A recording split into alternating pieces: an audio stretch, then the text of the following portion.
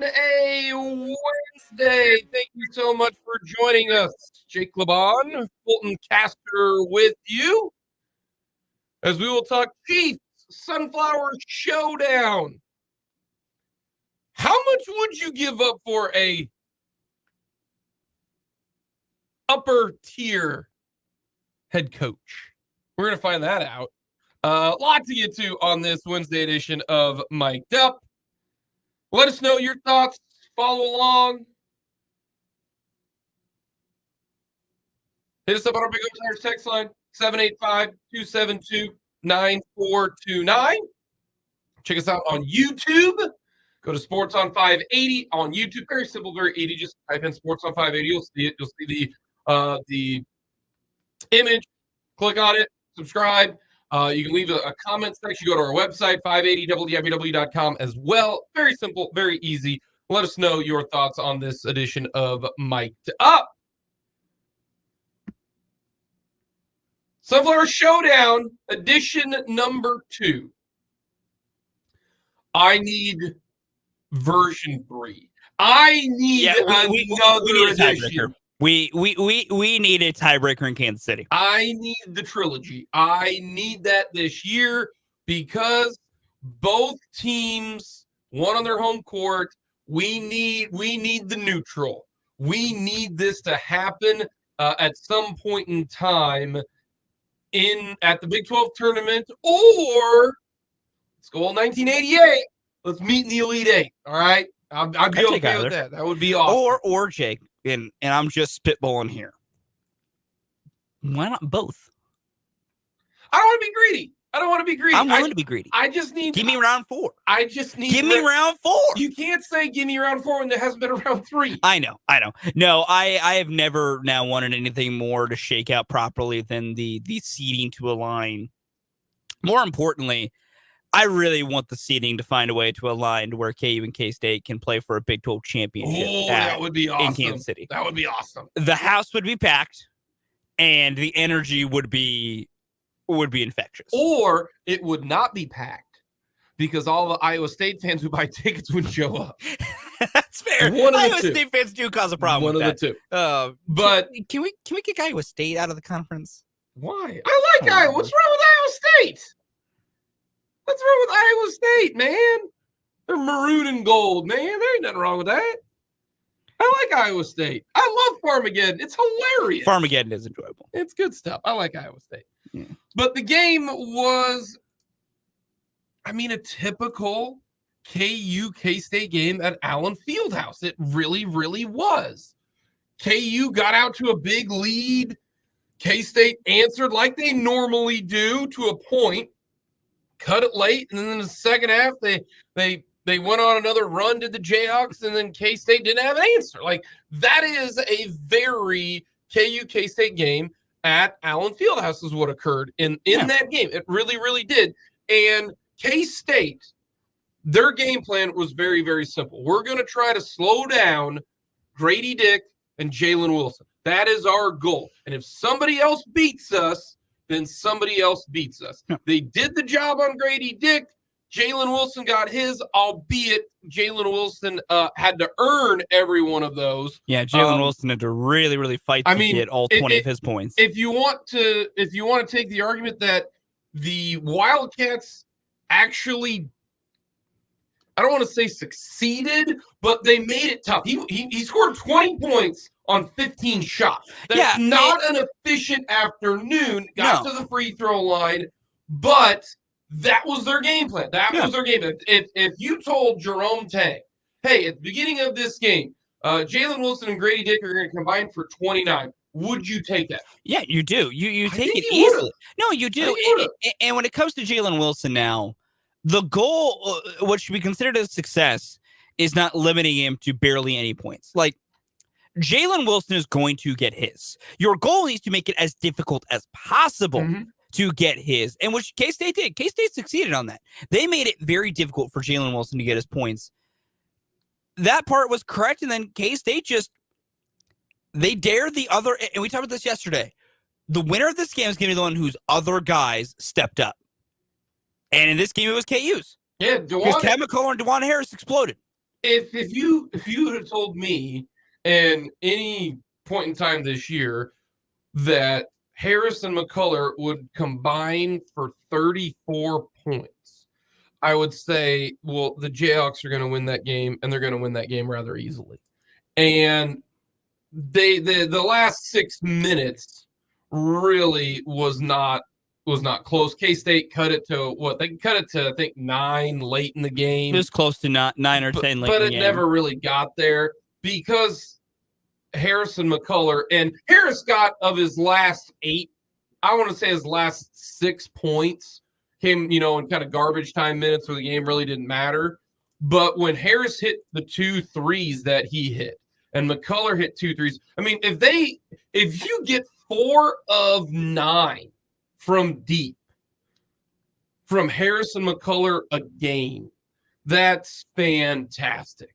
That is the reason why they ended up winning this game, was because of those 2 guys. That's it. You will not beat KU if those guys both score in double figures and give you 15, or 15 and 10 or something of that nature.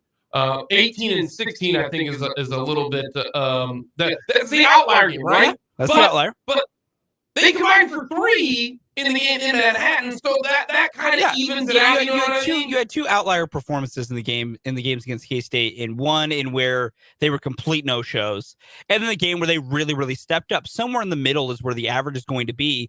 But this is where KU can really achieve the best version of themselves with their starting rotation, at least, is all 5 guys need to be viable scorers, because Bill Self is fantastic at using player and ball movement to scheme up looks. Mm-hmm.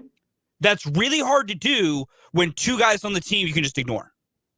Where you go, I don't really care about these guys and nothing will happen. It makes it harder. So KU's game gets a lot easier to do and really gets them to do more of what they want to do when DeJuan Harris and Kevin McCullough are in some way involved in the action and are willing to try and be threats. I've always said DeJuan Harris doesn't really need to always make those open threes when he's given them, but he has to take them. He has to take them, because if a team is going to dare you to shoot, the only way to stop them doing that is to take the shots. Because even if you're missing them to an extent, or even not making it the highest clip, they'll start coming up on you eventually. If you just shoot 30%. Yeah, at some point, 30%, you can't keep doing that. Yeah. And in this game, K-State did it. As the game went on, K-State had to get a little tighter on DeJuan Harris, which opened everything else up, because I don't blame any team if their starting plan is on a Harris ball screen, just because K-State's beginning plan was go under every ball screen and double team Adams as he rolls. And guess what? That worked in game 1. That's why you beat KU. It worked. And you tried it in game 2, and Harris took the shots and just was more efficient last night. So, K-State put up a good fight. They still played well. Like this is no loss for K-State to hang their head on. As we said, this was house money. You already beat KU once. Your goal with the top teams in the conference is split the games, and more importantly, at least win at home. You did that. This is completely fine. If you're Kansas State, you're 1-1 against KU. Yep. You're already 1-0 against Baylor, 1-0 against Texas. If you look at the top 4 teams in the league that you thought at the beginning of the year, it'd be KU, it would be Texas, it would be Baylor, and probably TCU, right? Yep. Those are probably the top 4 teams in the league. Well, you've already beaten KU, you've already beaten TCU, you've already beaten Baylor. And your losses in Big 12 play are nothing to hang your hat on. No. On the road to Iowa State, who's a lot better than what they thought. On the road to TCU, and on the road to KU. That's not a knock to Kansas State. And I think Jerome Tang understands that. Yeah. And KU played better than K-State in the game last night, and it showed. Wilson is on a heater. He wasn't super efficient, but, man, he is on a heater. So KU deserves all of that because they needed their guys to step up and score. And they scored 34 after combining for 3. And when KU makes 11 threes, they're going to be very, very difficult to beat. K-State offensively scored 78 points in this game. K-State scored 78 points while shooting 33% from the field. Now, I understand they made 30 of 36 free throws. This is a good free throw shooting team. Yeah. So the people who are like, well, they made their free throws this game. No, they make their free throws a lot. Yeah, they really, they shot 86% from the free throw line in this game. That's about where they're at. That's really good. That's a bit high for their team, but they do. They're a better free throw shooting team than you realize. Mm-hmm. But the fact that you're able to almost score 80 despite shooting 33% from the field is a testament to this team and their offensive prowess. K-State missed more bunnies than Elmer Fudd. Everyone missed him. I mean, Keontae Johnson missed a bunch of layups. Naquan Tomlin did. Noel did. A lot of guys missed layups in this game. And normally they make those layups. Yeah. That shows you how potent that this offense can be. Noel took a couple deep bombs, and some of them he had to with the shot clock draining. That they didn't shoot the three as well as they kind of normally do. But K-State's offense is very, very good. Keontae Johnson he is so big and strong and physical inside. And so I think it's not the offense for Kansas State. They missed layups in this game. I bet you, if you look back on that game, some of those layups, like let's say, I don't know, when I call a Washburn game, we got a Washburn game tonight. I keep track of missed layups on my little scorebook. And at the end of the game, let's say they missed 10 layups, and all the layups are near the rim. I divide it by 2. So if you missed 10 layups, not all of them are just you missed point blank layups. Yeah, some of it's being contested, some of those different things. Some of it's good defense, some of it's altering I shots. think it's hard to say, let's say half of those go in because you make half of what you should. So let's say K-State missed 10 layups in that game, just 10 layups. They normally make half of those. That's 10 points. Look at the game. That's a 2-point loss. That was a little abnormal for them. Mm-hmm. The issue for KU is Harris, is McCullough, and then the bench. The bench scored 19 points. Yeah. That's the issue for KU is Harris and McCullough, and then what does the bench bring you? For K-State, it's defense. And for Kansas State, when they get kind of loosey-goosey a little bit, if I would have told you that, KU had 10 turnovers in that game, you'd have been like, what? They had way more than that. Way more than that. The funny thing about those 10 turnovers is a lot of those are live ball turnovers. KU scored 21 points off of just 10 turnovers. 21 points off of 10 turnovers. K-State has the turnover problem a little bit. That's why KU lost 3 games in a row because they just kept turning the basketball over. Yeah. But K-State defensively, I don't know if it was they are just so zoned in on Jalen Wilson and Grady Dick, and you know what? We'll live with McCullough, and we will because McCullough didn't shoot it great from the field. No, he was 2 of 10 from the field. But he got some extra rebounds and such like that. But K-State defensively was not good. There were a lot of open shots for the Hawks. K-State, their offense is very good. They did not finish layups, but you got to play better defense. I don't care. I know you won a game earlier this year, 116-103, and your offense is tremendous. Man, you got to be better a little bit on the defensive end. You really, really do. Yeah, if K-State has a big thing to fix right now, what they need to try and really tighten up going into the rest of Big 12 play with 9 games left to go and going into the NCAA tournament, they need to tighten up defensively because if games are a shootout, K-State will probably win because they just shoot so well. If games become a low-scoring, grinded-out matchup, that's where K-State is going to struggle because they just don't have, as of now, the ability to really limit teams on the defensive end. And the thing is, I think they have the talent to do it. I think they have the right players. It's just finding that groove a little bit and getting because they just have moments to where they get real loose with the ball and turn it over a lot. That's when KU went on the run. And that's when KU went on the run.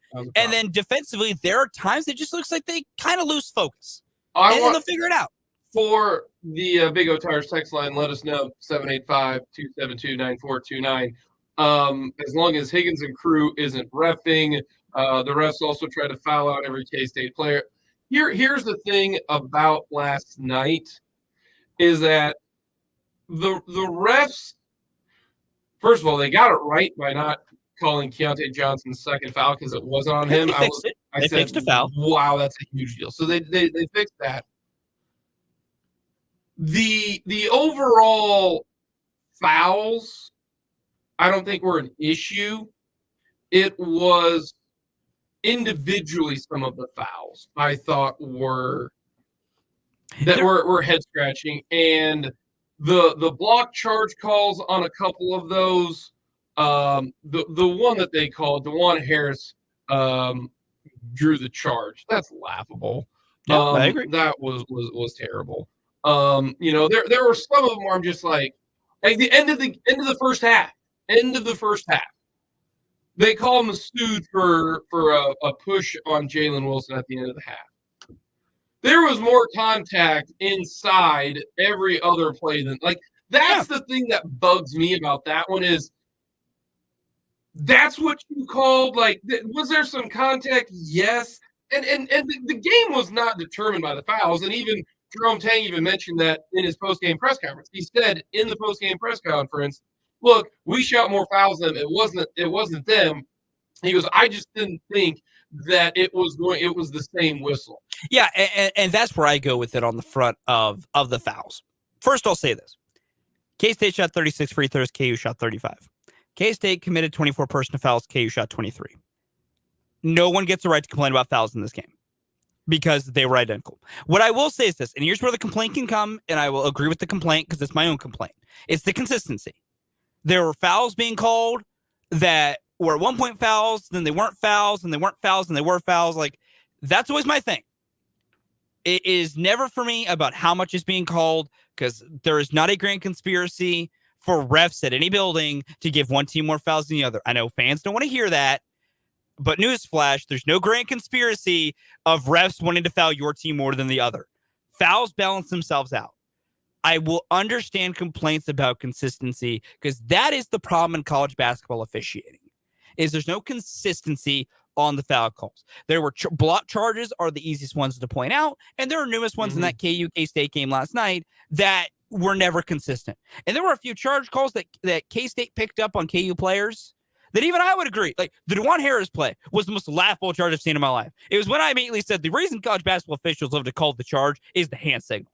If we made the hand signal way less fun, they would call that. I've been calling for it. That needs to be spirit fingers. They'll punch in that hand forward. With the spirit fingers. Yeah. Get your fingers up. But no, the fouls, the consistency would be nice. It would be great. It would be nice. But this game specifically, fouls did not matter because the free throw discrepancy was one. I don't look at fouls if they're even or not as because it all depends on your style of play. Yeah, that's fair too. That's correct. If one team is aggressive, if one team isn't, to me, it is more about. No matters what kind of shot you're taking. About if one team doesn't take it into the paint, you're not going to get fouled. Yeah. So I just don't like not the overall numbers. I never look at overall numbers. I never look at overall that type of thing. Yeah. I look at every foul individually and go, you really. That's the one that is the current problem. Is fouls are not being called consistently, and I will agree with that with everyone who says they're not consistently called. We got lots to get to. Hit us up on our Big O Tires text line 785-272-9429. Coming up, we will get to a lot of discussion with the Chiefs, and it's the rebuilding year. And they're in the Super Bowl. We'll get to all of that. Plus, Sean Payton to Denver. We'll get to that next.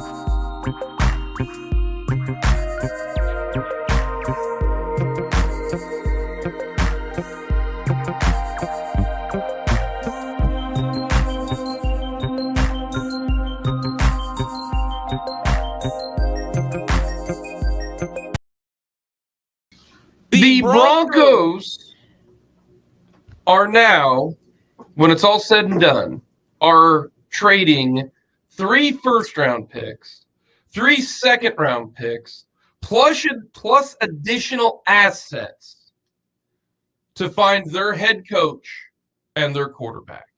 And they gave both of them just insane contracts.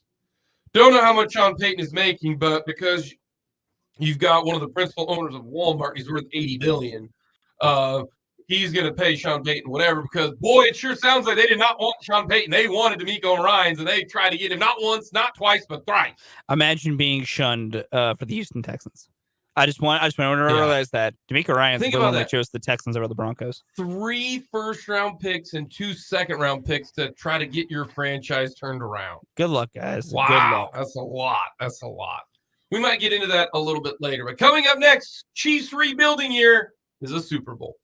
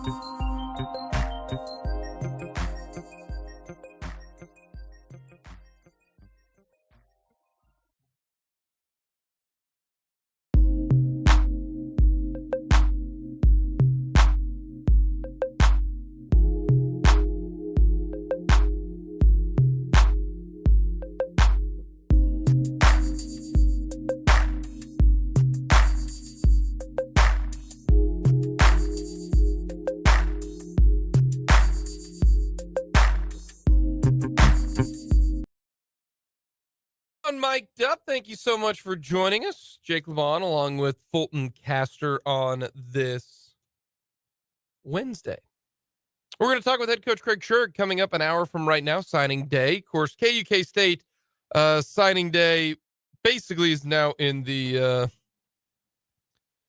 December time period with the early signing period. That makes it a little bit more of a fanfare, but K-State's pretty much signed everybody already. Same thing for KU, but we'll give you a little update if we can, if there's really some huge news, but really not for KU and K-State. Real quick, want to go back to the Denver Broncos signing Sean Payton. And here's what Denver basically did. They said we'd rather have Sean Payton than Bradley Chubb for the next 4 years. Because Bradley Chubb probably play in the NFL for the next 4 years. Because that's what they did. Because they're giving up the Bradley Chubb pick. Yeah. And because that's the only first rounder they got. Yep. No, that's true. And then a second round pick to get Sean Payton. Yeah. So they're giving up 3 first round picks and 3 second round picks for the coach that they want. And the quarterback they want. And the quarterback that they want. No excuses. Is it worth giving up a first round pick and a second round pick and for a head coach? No.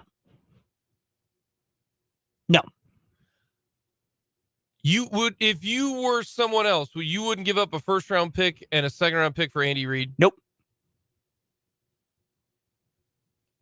See, I would if I had the guy at quarterback. Yeah.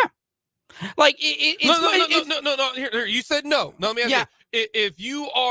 If you're the Bengals or you are the Buffalo Bills, you're telling me you wouldn't give up a first or a second round pick, and that's where the calculus changes. Like, okay, so you would. It just depends on the situation. It depends on a lot of factors. Okay, part of it is the coach you're acquiring.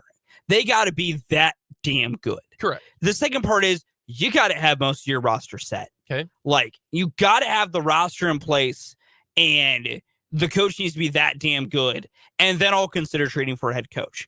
Denver, they screwed it up on 2 fronts. One, their roster is not good enough. Russell Wilson, like, that's not roster. That's quarterback. To me, those are 2 different. Here's the thing, though. It goes beyond, though. Like, quarterback's the most important part, and their quarterback's not good. Like, I don't think there's fixing Russell Wilson. I think Russell's cooked, and not in the way he likes to be. And then you look at the rest of their roster, though. It's not top tier. I think, like you don't know if Tim Patrick's going to be the same guy coming off his ACL.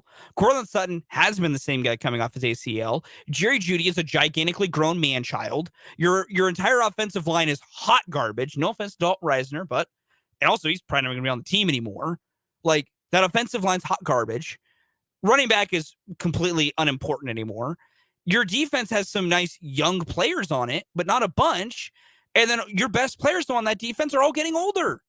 Like, there's a lot they need to do to make this team better. This is beyond, like, the Broncos think if they get a head coach brought in who can make Russell better, that is the only thing they need to do to improve to a 10-win team. Now, that's what they think. And that's objectively not true. I do think. Plus, I'm also not a fan of Sean Payton. I'm not. I'll admit that. I'm not he is super overrated, but I'm also not he's the greatest coach ever. Nobody thinks Sean Payton's smarter than Sean Payton. Well, that has nothing to do with whether or not you think he's a good coach or a bad coach, like X's and O's wise, because he does know the game of football. He does. And his biggest flaw is that Sean Payton thinks Sean Payton's the smartest man in the universe. What I look at this for the Broncos is, are they doing this solely because they're trying to fix a mistake that they have already made?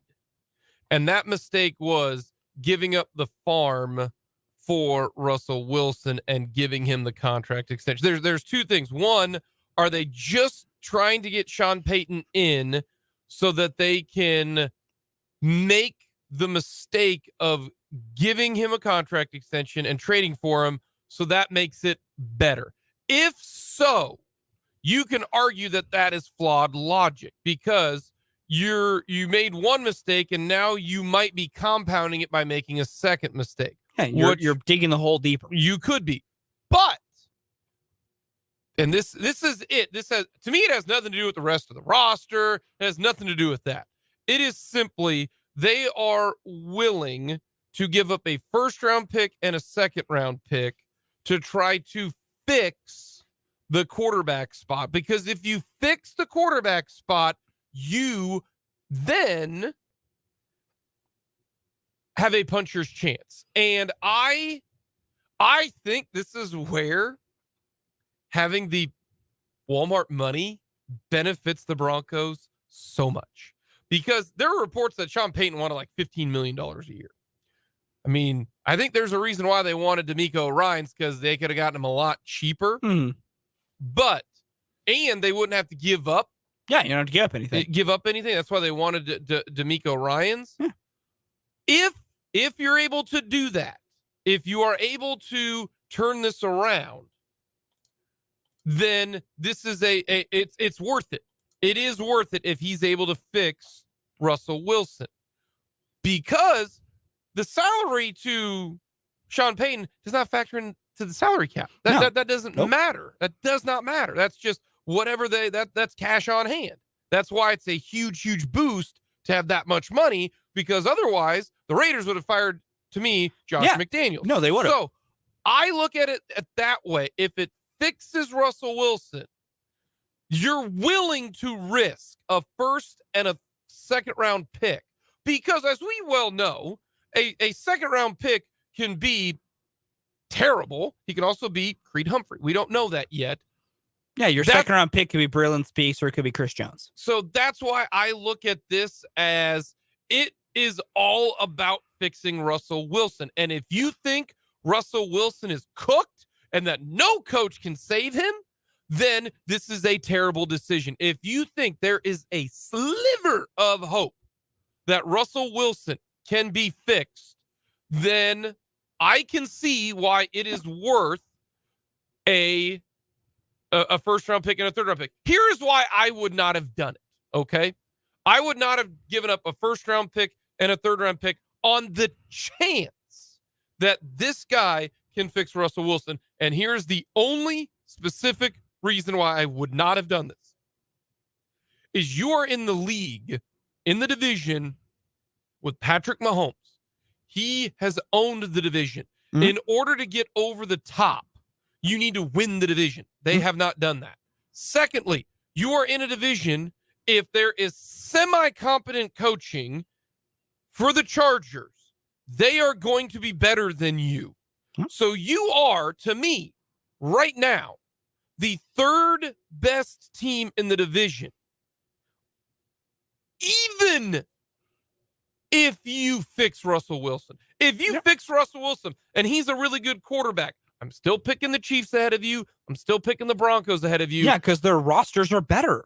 Not just that, but even if they fix Russell Wilson is still, at his age, will never get to Mahomes' level right now. And I don't think we'll get to Herbert's level right now. That is right. I would not have done this. Yeah. As a Bronco fan, I can talk myself into it. I can see why they decided to do this. I can understand it. I think it is a bad move because I don't know if he's fixable. Plus, you're in a division with two better quarterbacks who are younger, and they have better rosters. So I would not have done this, but this is a bold risk that they are doing on the field. Off the field with the money that they got, that's why some people are like, why doesn't Jeff Bezos own a franchise? Because if Jeff Bezos owned a franchise, I don't think the NFL would allow it. I'm actually semi-surprised they allowed the Walton Group, because they've got that much money, because they can do things differently. Yeah. It's kind of like the Premier League stuff, where you've got like Man City and all these big, gigantic, teams that they don't care if they don't make any money. They don't care. Like, they don't sometimes make money. But those oil barons and whoever owns Man City and Newcastle and Arsenal and Liverpool and all that, they don't care if they make any money. They just want to win. Whereas here in the States, these owners care if they make money. Yeah. They care if they make money. So that's why I would not have done it. Do I see why they did it? They are desperate. They are desperate to fix the mistake that they made.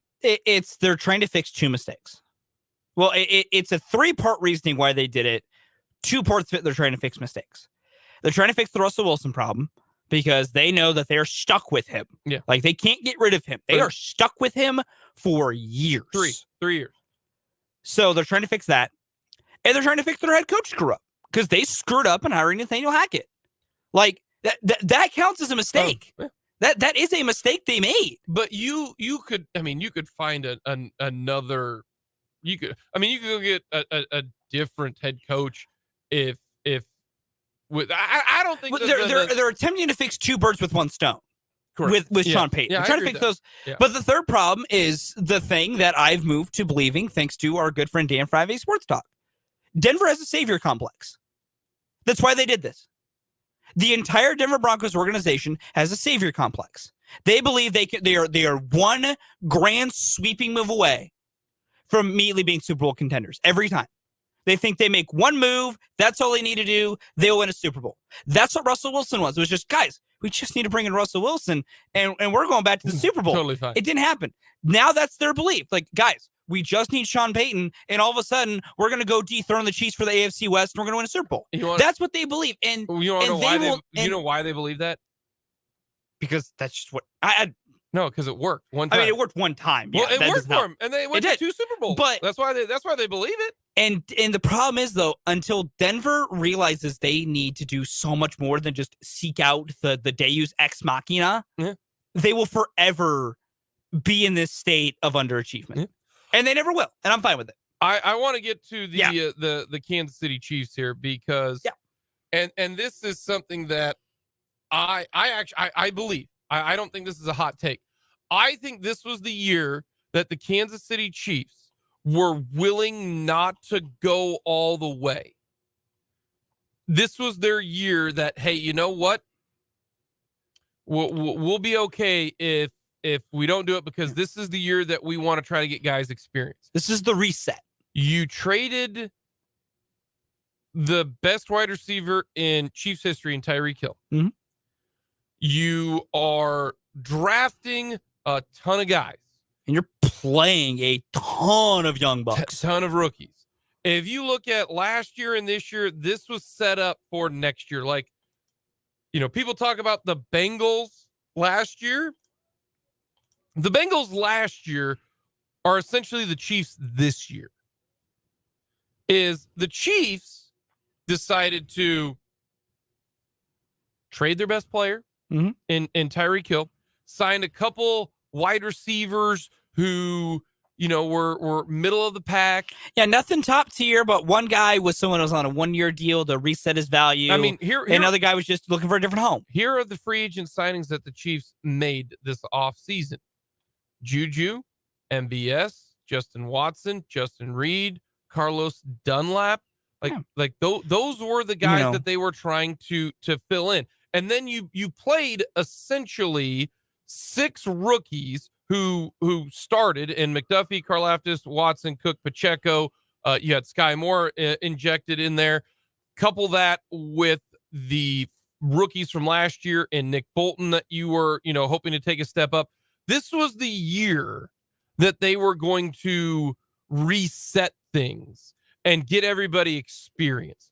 Because next year you've got guys like Nick Bolton will be in his 3rd year. Willie Gay will be in his 4th year. Then you've got all these rookies. Plus, and I cannot stress this enough, this offseason, the Kansas City Chiefs, with the cap being $224 million and going up a bunch. Big jump. Before this season started, we're already looking for 2023 because they were not going to have Chris Jones on a $28 million cap hit. They were either going to trade Chris Jones, cut Chris Jones, or re-sign Chris Jones. Then you look at Frank Clark. Frank Clark, the reason they were going to cut Frank Clark this offseason, but because Frank Clark literally took a gigantic pay cut because I don't know if anybody else was going to give him. He still ended up playing on a $13 million cap hit. I hope people realize this, but Chris Jones, his cap hit next year is $28 million. He's not going to play on a $28 million cap hit, okay? That's not going to happen. He is either he's going to get a contract extension. There's no way you can't. I just say, even though he's in his 30, you got to roll with Chris Jones. So you extend him. You drop his cap hit low, you're going to save $10 million there. Frank Clark, unless he's taking another gigantic pay cut, his cap hit is $30 million next year. He's not playing for the Kansas City Chiefs next year. You cut him. You're going to save $21 million. If you post June 1 cut him, you will save $24 million. That is $10 million from Chris Jones. Let's say his cap hit goes from 28 to 18, and then you save $21 million by just outright cutting Frank Clark. $30 million. That's $30 million. Plus, you will have now, with the new cap, the Chiefs have $13 million below the cap right now. That does not include any other roster moves. Mm-hmm. So you then have $44 million under the salary cap with just two moves. Extending Chris Jones, which to me is a no-brainer, and then cutting Frank Clark, which to me is a no-brainer. You've got $44 million in cap space to then go out and do what you want to do. The left tackle spot's going to be a question. What do you do with Orlando Brown? Well, Orlando Brown, let's say you franchise tag him for the second time and then let him go after that, right? That's going to be $18 million. So now, instead of 44, you've got $26 million in cap space. What are you going to do with that cap space? That is something that they are going to do. Do you go out and you're still going to get MVS? You still got Kadarius Toney. You got Sky Moore. Maybe, depending upon what happens with Hardman and Juju and all that kind of stuff. I don't know. Maybe you try to go out and get somebody else. But to me, 2023 was the year that they were like, hey, we are going to have so much more cap space. Mm-hmm. We can still kick the can down the road with Patrick Mahomes because we didn't do that this year. I look at this year was the year that says, if we don't get there, that's okay because we're setting ourselves up for the next 3 years. In 23, 24 is, I think, what they did. And instead, I even think the Chiefs, deep down inside, were like, wow, we drafted so well this year. They're playing so well this year. And Mahomes is playing his best year ever.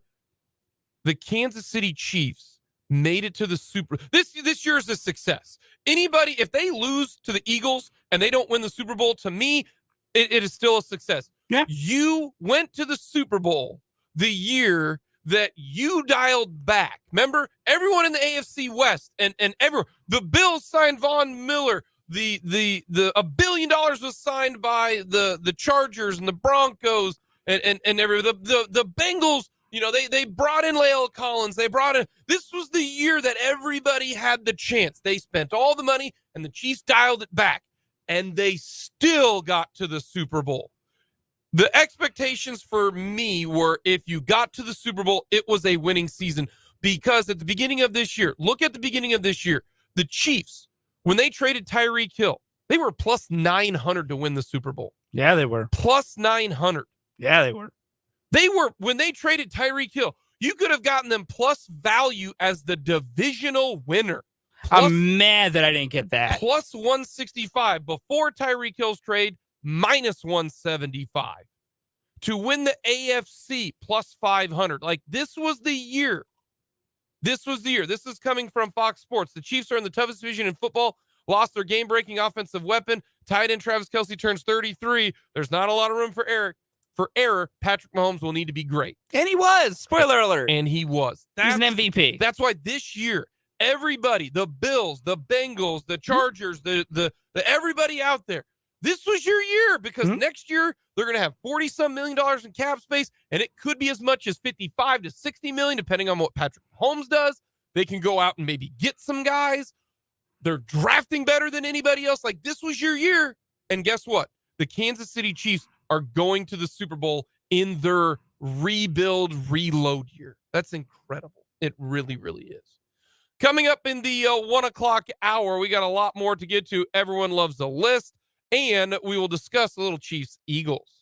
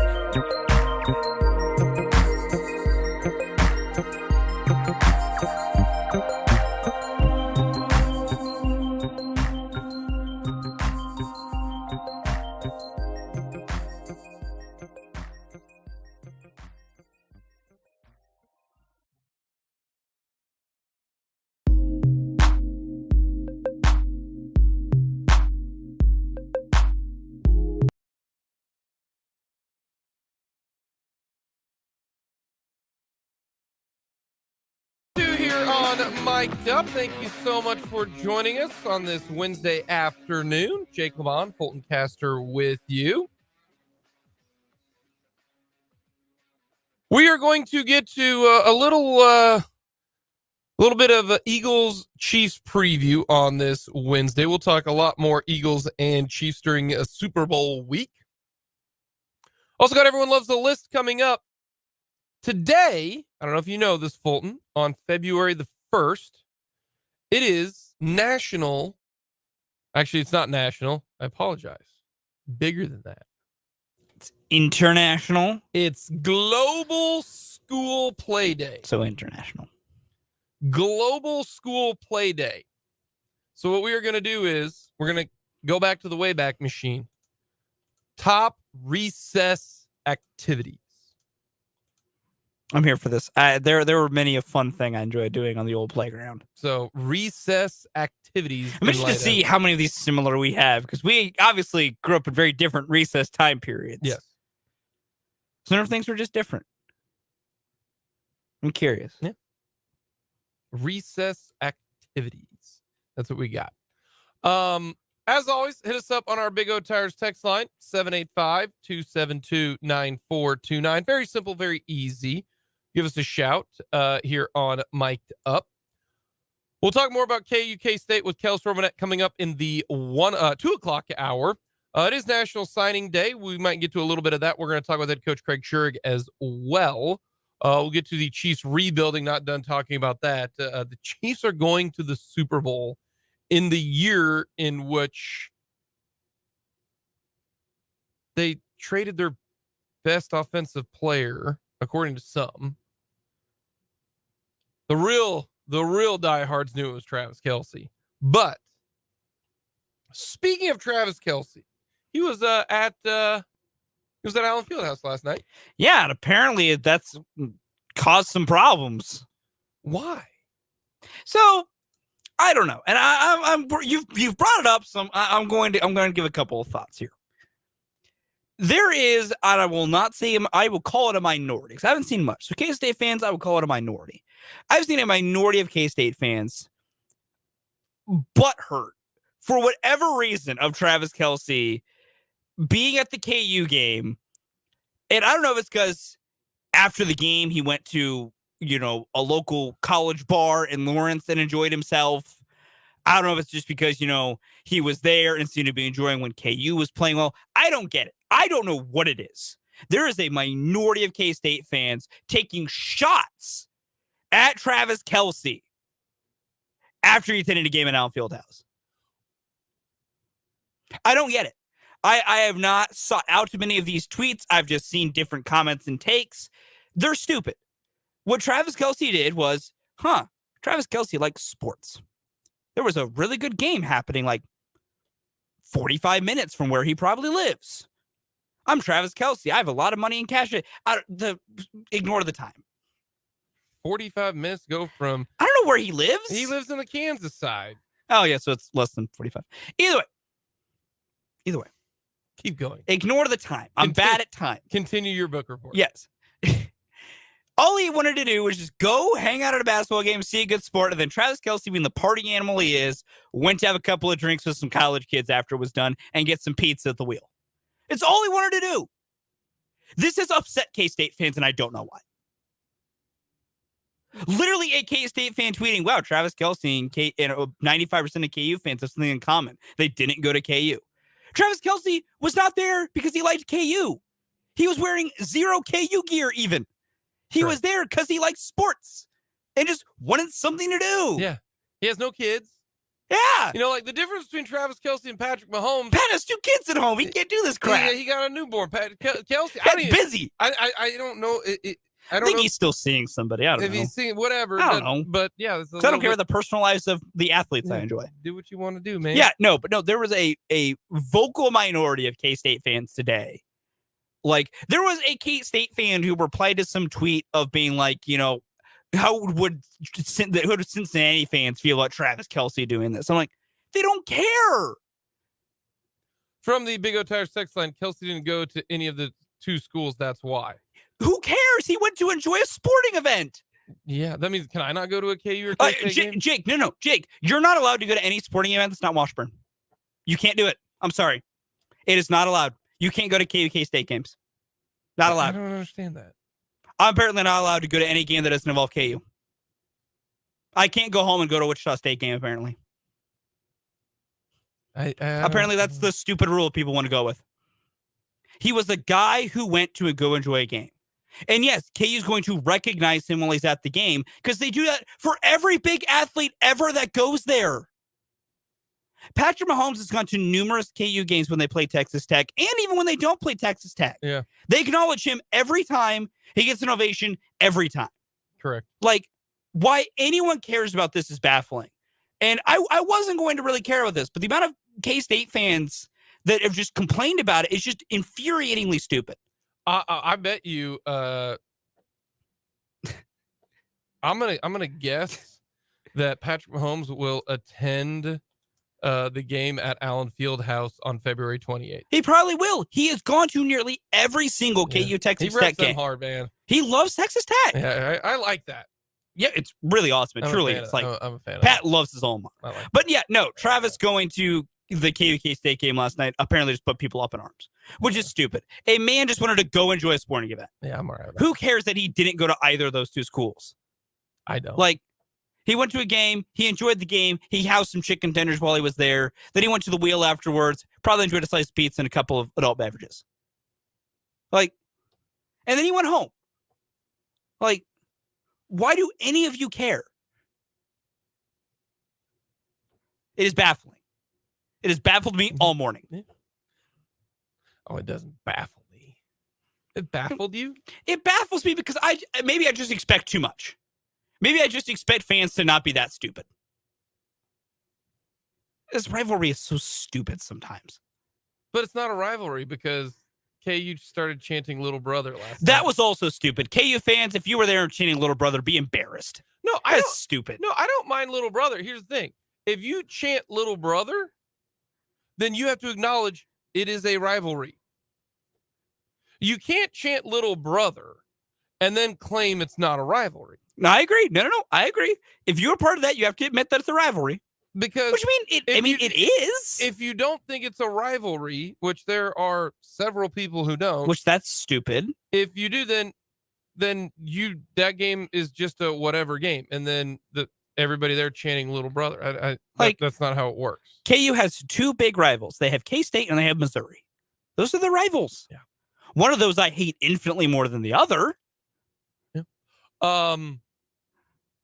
Yeah, we did.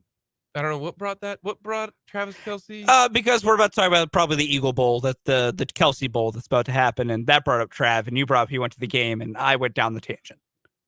I don't know. I know we were about to talk the Super Bowl, so that's why he came up. Tom Brady is retiring. I give it 2 months. I think he's done. I give it 2 months. Here's the reason why I think it's done. I think he's done. I really, really do. And I get why people are like, nah, I ain't gonna believe it, and I understand because he already pulled the old, he pulled the Favre. Well, no, I'd even go even further than that. He cried wolf. Let's go way back when. Let's pull up the nursery. Nursery story. He cried wolf, and it didn't work. Yeah. The reason why I think it's different is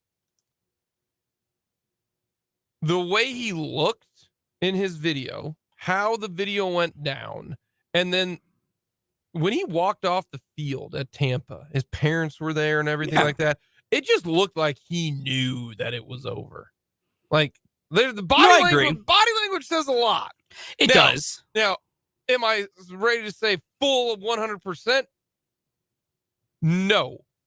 There's always still a sliver because these guys are built different. Okay, He's been in the NFL longer than because he's been in what league 25 years. 25 years. He has been a professional football player for over half his life. Yeah, like this is what he's been. Yeah, you don't just turn that off. No, I do think he's done. I think he's done. I say give it 2 months more in jest than anything. I do because honestly, I do think he's probably done. But one, as a noted anti-Tom Brady guy, I am delighted that because he did this last year, all the eulogizing of his career was already done. Because I told Dan this when he got to the office today. Apparently, this announcement came at like 8 this morning or something. I had been scrolling the internet for over 2 hours, not consecutively. I don't have that big of a problem. But when I'm here, I throw Twitter up and I just look through it. Well, we're also trying to find things. Yeah, also that too. It's like I'm just, looking up, seeing something comes up. It took me 2 hours of existing and seeing the internet before I saw anything. That delights me.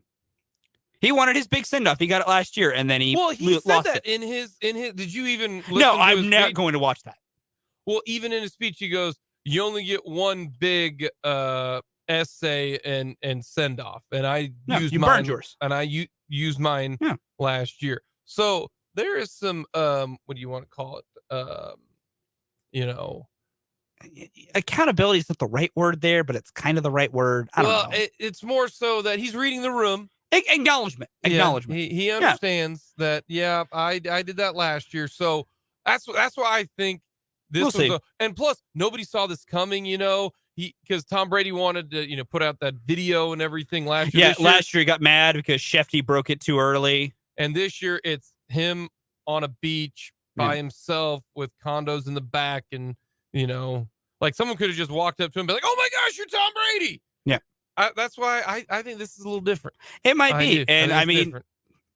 He at least understands not probably being in Tampa anymore because that's a dumpster fire.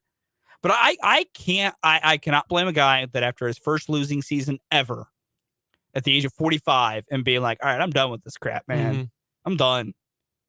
Nothing hit harder, though, than Giselle responding to that, saying, good luck with this next chapter in your life. That had to hit hard. Wait, she tweeted that? Apparently, I don't know the exact wording, but I know that much of it because we were talking about it in the sports corner. And yeah, Giselle was like, good luck with this next chapter in your life. Like, trying to be like Jim is just like, oh, congrats on retirement. Hope, the rest of your life's great. But man, it's like a Dikembe Mutombo prime era block. She didn't need to do that. It caused me to laugh a little bit. I don't know that. No. Hope Tom has a great rest of his life. I may not be a fan of Tom Brady's, but he's not a person who's done enough bad things for me to like wish ill on him. But I hope this is the last run and then he's just done. But also I think if the 49ers or Raiders were like, I'm going to send you $45 million to play football. I need to see what she... holler at our good friend Dan. Dan is the one who told me about it. So holler at our good friend Dan to find it. Her last tweet was September 11th, 2022. That was her last tweet. It says, let's go Tom Brady, let's go Bucks. Was it on the gram? It might have been on the gram. I don't know. I don't know. I don't know. Could have been on the gram, which is also funny. Huh. Well, got Tom Brady done. Yeah, so now... Sucks to suck, Tom. What? What does that mean? What does sucks to suck mean? I don't know. Just wanted to say it. Sucks to be you, Tom. No. Have fun. I'm taking my shots at Tom Brady while I can. Well, if you're going to take shots at Tom Brady, you have to be, because you can't be like, sucks to suck, because, I mean, he's won 7 Super Bowls and he's the leader in every single statistical category. Yeah, good for him. You know what I mean? Like, if you want to be like, well, I think you're, an attention guy. I think, like, I can get that. Because he is. I think you need to be more specific on your, hey, Tom Brady, you stink category. Not worth my energy today. That's all I'm saying. That's fair. With Tom Brady. There are things I like about Tom. There are things that I don't like about Tom. Oh, is it the cheating you don't like? Because he's done that a lot. That just rubs me the wrong way, man. Like, it does. I'm not personally a fan of people that cheat, but that's just me. I'm just built different, apparently. The whole Spygate and the Deflategate, and then the scheme to get Sean Payton. Why didn't that become a bigger story than what it was? Because people were bored with it at that point. They were bored with Tom Brady continuously doing terrible things. There was the greatest quarterback that we've ever known actively scheming to be a player owner of a team and kick somebody out. The Dolphins lost a first-round pick this coming. You think the Dolphins could use a first-round pick right now? The Dolphins would take a pass rusher or somebody on defense. They have Bradley Chubb now. Somebody on defense. Yeah, they would. They would. You don't think that's a big deal for them? That's crazy. That did not get talked about enough. No, it didn't, which is mildly annoying. Definitely didn't. Yeah, I have a few reasons for hating Tom Brady. One of them is the sheer amount of times he's been caught cheating or defrauding. Yeah. Like, certified not great guy with that. Did you see the wins against every team? I did, Jake. I saw that, and I got a gigantic smile on my face. Now, that's regular season, by Correct. the way. Correct. No. I know, because then I looked up deeper and got sad when I looked at postseason. In the regular season, the Chiefs are the only team to have a winning record against Tom Brady. The only team. You're darn right. You were darn right. In the regular season, he beat Buffalo 33 out of 36 times. Yeah, he did. Yeah, he did. That's incredible. Beat the snot out of the AFCs. He never lost to the Cowboys. Nope, never in the regular season. Up until this. His only one loss to the Cowboys is in the postseason. His last game of the year. Yep. How about that? Like, that's the kind of fun stuff that I've enjoyed here recently. Yeah, no, I've enjoyed that. That's kind of interesting. The numbers and the accumulation and because Tom Brady is a 3-time Hall of Famer. He was a Hall of Famer in his 20s, his 30s, and his 40s. Yep.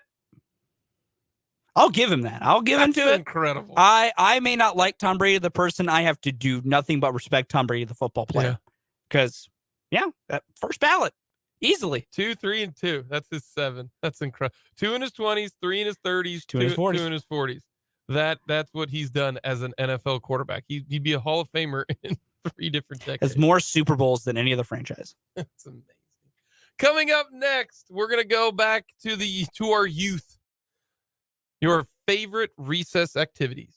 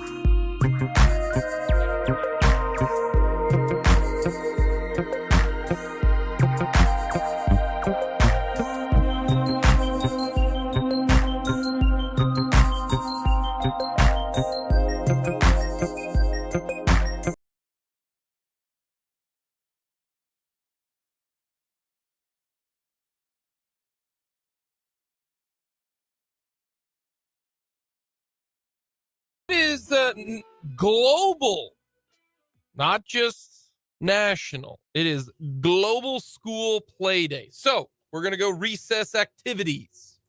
You were a youngster, had recess up until 6th grade for me, because middle school was 7th and 8th grade. Didn't have recess then. Yeah, I think I had recess up until 6th grade when I lost recess, because that was when you were in 6th, our 7th, middle. and 8th? I think 6th, 7th, and 8th was our middle school. Okay.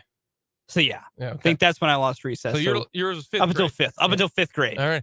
What do you got? What's number 4? I'm leading off with one from my very, very first days of recess, a vintage young kids activity, the slide. I was a kid who would spend the entire time just going up and down the slide. Young Fulton loved that. Okay. Number 4 for me, the jungle gym.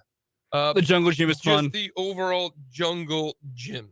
The jungle gym was fun. The jungle gym was a great time. Yeah. Number 3 for me, just some good basketball at recess time. I didn't play it much, so it's a little bit lower on the list and didn't have many years to do it, but basketball. Fun fact, I found out, and I don't know this because my kids are not in school yet, but you're not allowed to have a basketball or a football until like a specific age during recess. That wouldn't surprise me because I don't remember playing football or basketball at recess till like 4th grade. Number 3 for me is tag. Tag was fun. Yes. Do you know what tag is short for? I've heard this is true, but I've heard it's not. I thought it was just tag. I heard it, but it's kind of an action. Tag is touch and go. That's what I've heard. I can see that. Don't know if that's true or not. I can see it though. It's plausible enough to be true. Number 2 for me, the swings. Swings were fun. Swings were a great way just to burn the entire time hanging on the swings. And so you could jump the farthest. Yep. Swing. The swing jump contest was important. It was. My son loves to swing. That's one of, and my daughter now too. Big fan of the swing right now. My number 2, football. Yep, that's not surprising to me. Number 2, football. Not surprising to me at all. You divide up teams, have captains, and do football. Yep, that was a good time. Number 1 for me, though, I would play the same chance I got. Foursquare. Foursquare. We played it a bunch when I was there. So many chunks of my younger years. Never did. We played it, but it wasn't we loved it. Number 1 because it's so simple, and we had like 18 basketball. It's basketball. Yeah, we shot hoops, basketball hoops. I mean, that's what I did the majority of my time at recess. No question. Coming up next, we're going to talk all things recruiting with Washburn football head coach Craig Shirk.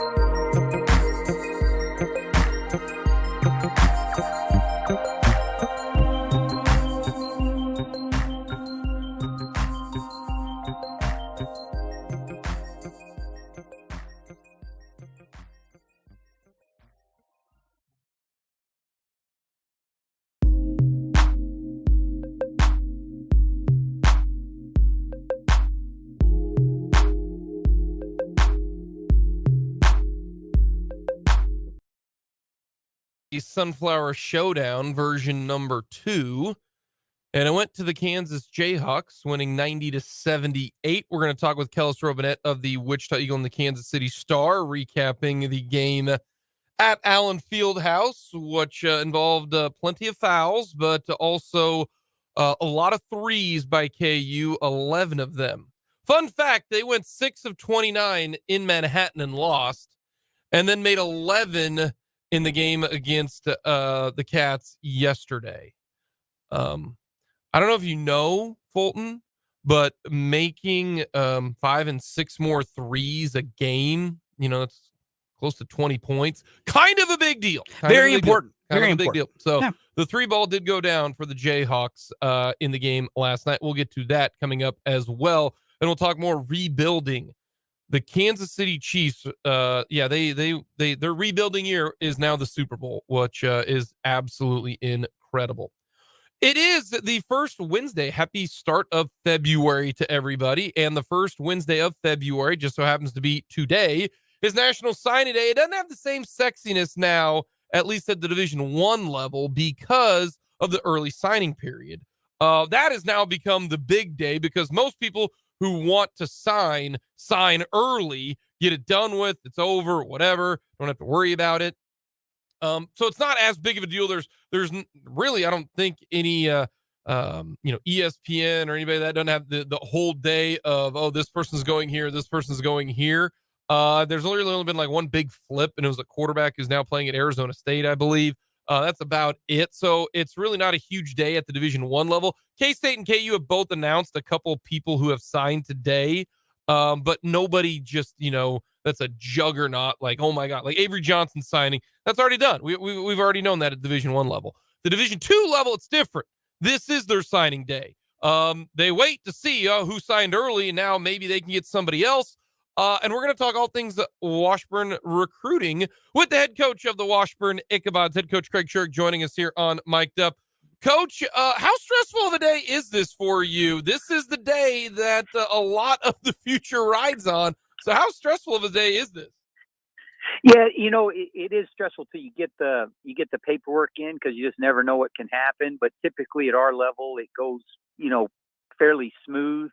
The bigger stress is probably 10 days ago or so. That's when a lot of your main recruits, a week, 2 weeks to 10 days ago, that's when a lot of your recruits are really trying to finalize their decisions. So you get some yeses, you get some nos.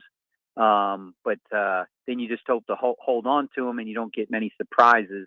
That early signing period that Division I does now makes it a little smoother, I think. You don't have as many surprises late of someone coming back on your guys, because they've pretty much satisfied their recruiting needs, and now they're looking more towards late transfers to boost their roster after spring ball, something like that. So you don't get as many surprises, it doesn't seem like. So do you think the early signing period for D1 has helped or hurt the Division II situation? It helps us a lot personally, because the kids now listen to you earlier. Before, they, coaches were still maybe talking to them every once in a while, kind of had them on their third guy type thing. And so the kids that we end up signing, they all have hopes of going Division I, but now they kind of realize the reality of it earlier. So then they pay, they take your recruiting more seriously. So I'd say it's bumped ours up a little bit. So we have our visits maybe a little earlier, a few weeks maybe. Kids are making decisions maybe a week, 10 days earlier than they used to. And you feel pretty solid about their commitments at that time. But the early signing period and the transfer portal has made high school recruiting at our level, I think, better. There's more guys available, and the ones that have already, it kind of clears the water a little bit. Do you think there should be an early signing period for D2, or that's really the best thing right now is what the D2 has right now, which is waiting for that? So maybe the best thing is not to have an early signing period for D2. That's what, if they ask me, I'd say just leave it as is, because it allows us. I like the later evaluation too.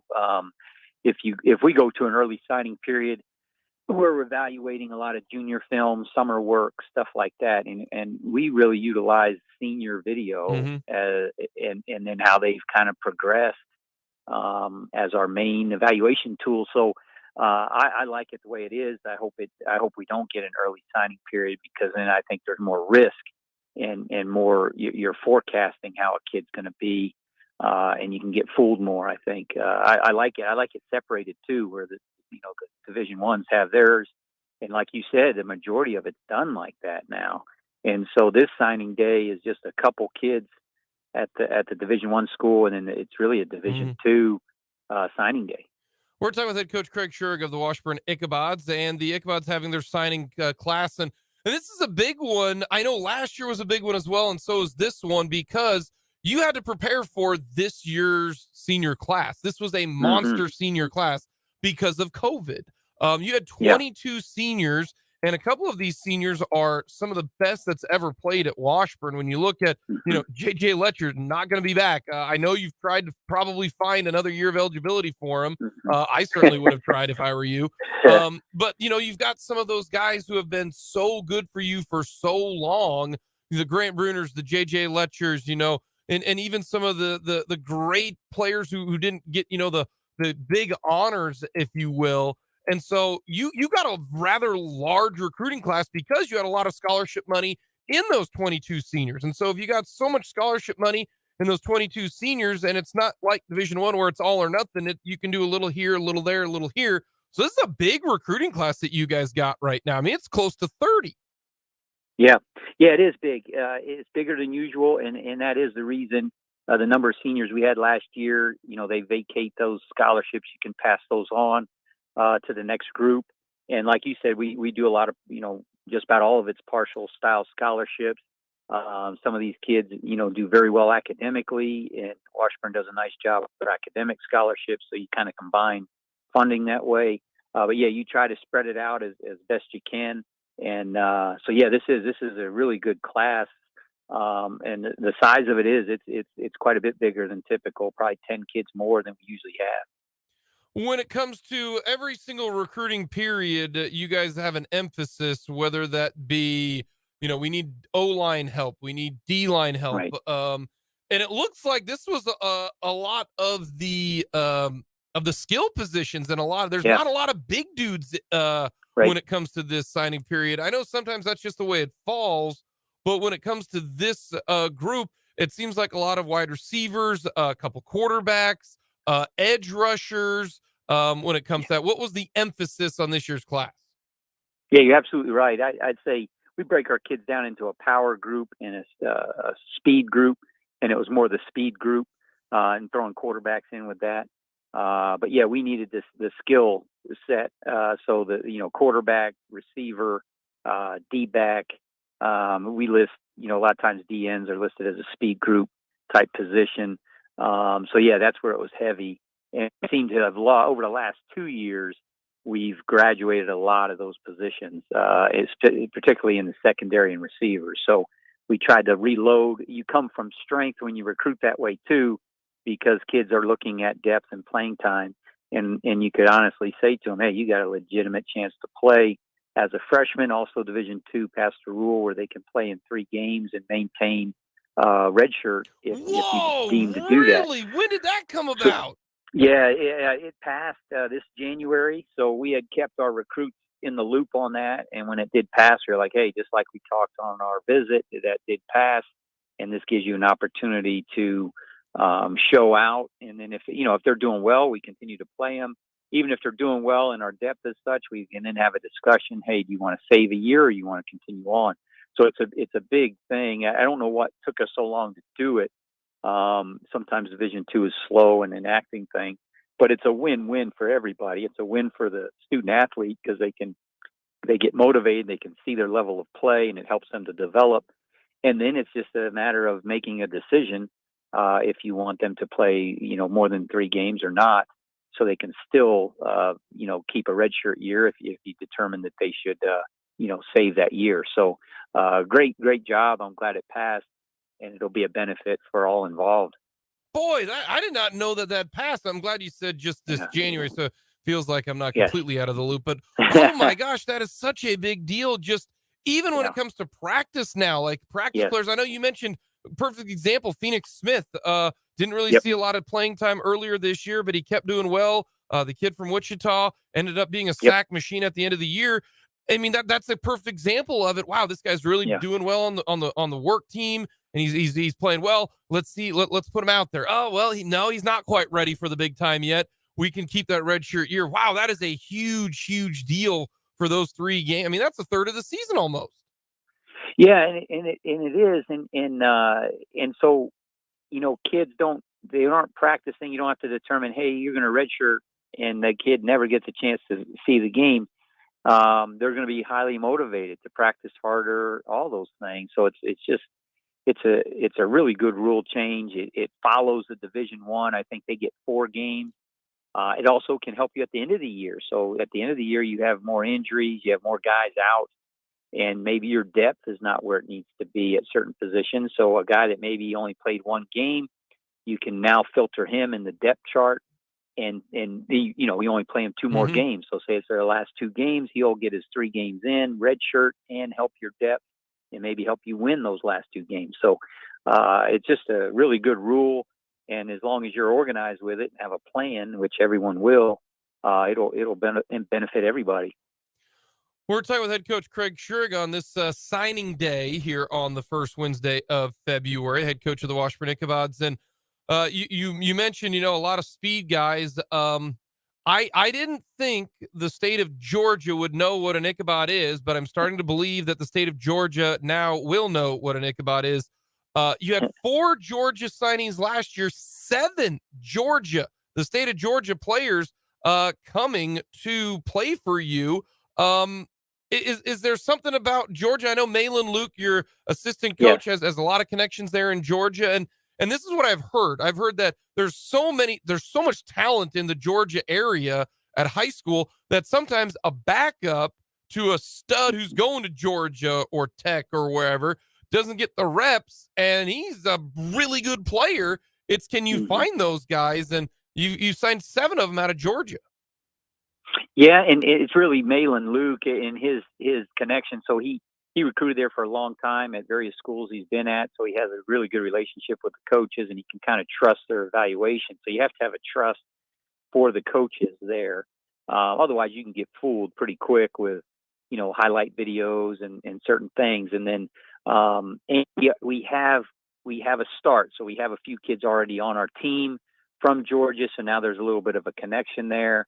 And we feel like we did really well this year. And it's really year 3 of really making it a point of emphasis for us. And the coaching there is really good. The schools are very strong. The kids come in academically, they can handle Washburn, and it's a good fit. And they've played at a high level. Some of the schools are big number schools, like, they'll have 4,000 students, 5,000 students. So they play very good brand of football, and they're not afraid to come out. A lot of kids from the Atlanta area, that's where mostly the guys are from.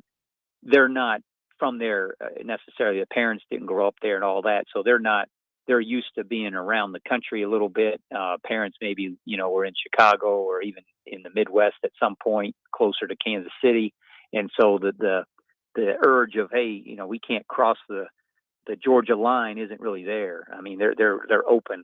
And then Washburn shows so well. So when we bring a kid like that on campus, our indoor facility, the way the campus sits, they're highly impressed. And so it's been a nice connection. And some of these kids, hopefully they see time early, and they, it becomes a yearly thing where we get 4, 5, 6 kids from those schools because, the previous guys had a good experience. So that's how you kind of build a pipeline going. How important has the indoor facility been? Because this is kind of really the first full year where you bring them in and you're showing it to them and everything like that.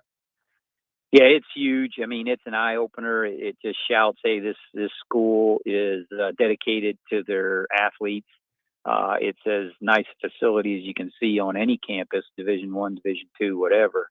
And so it's eye popping. So the recruits are definitely impressed by it. You don't necessarily get them because of it, but it gets you in their thought process. And, some of the schools we recruit, they may have an indoor, but now ours, they don't have one quite as nice as ours.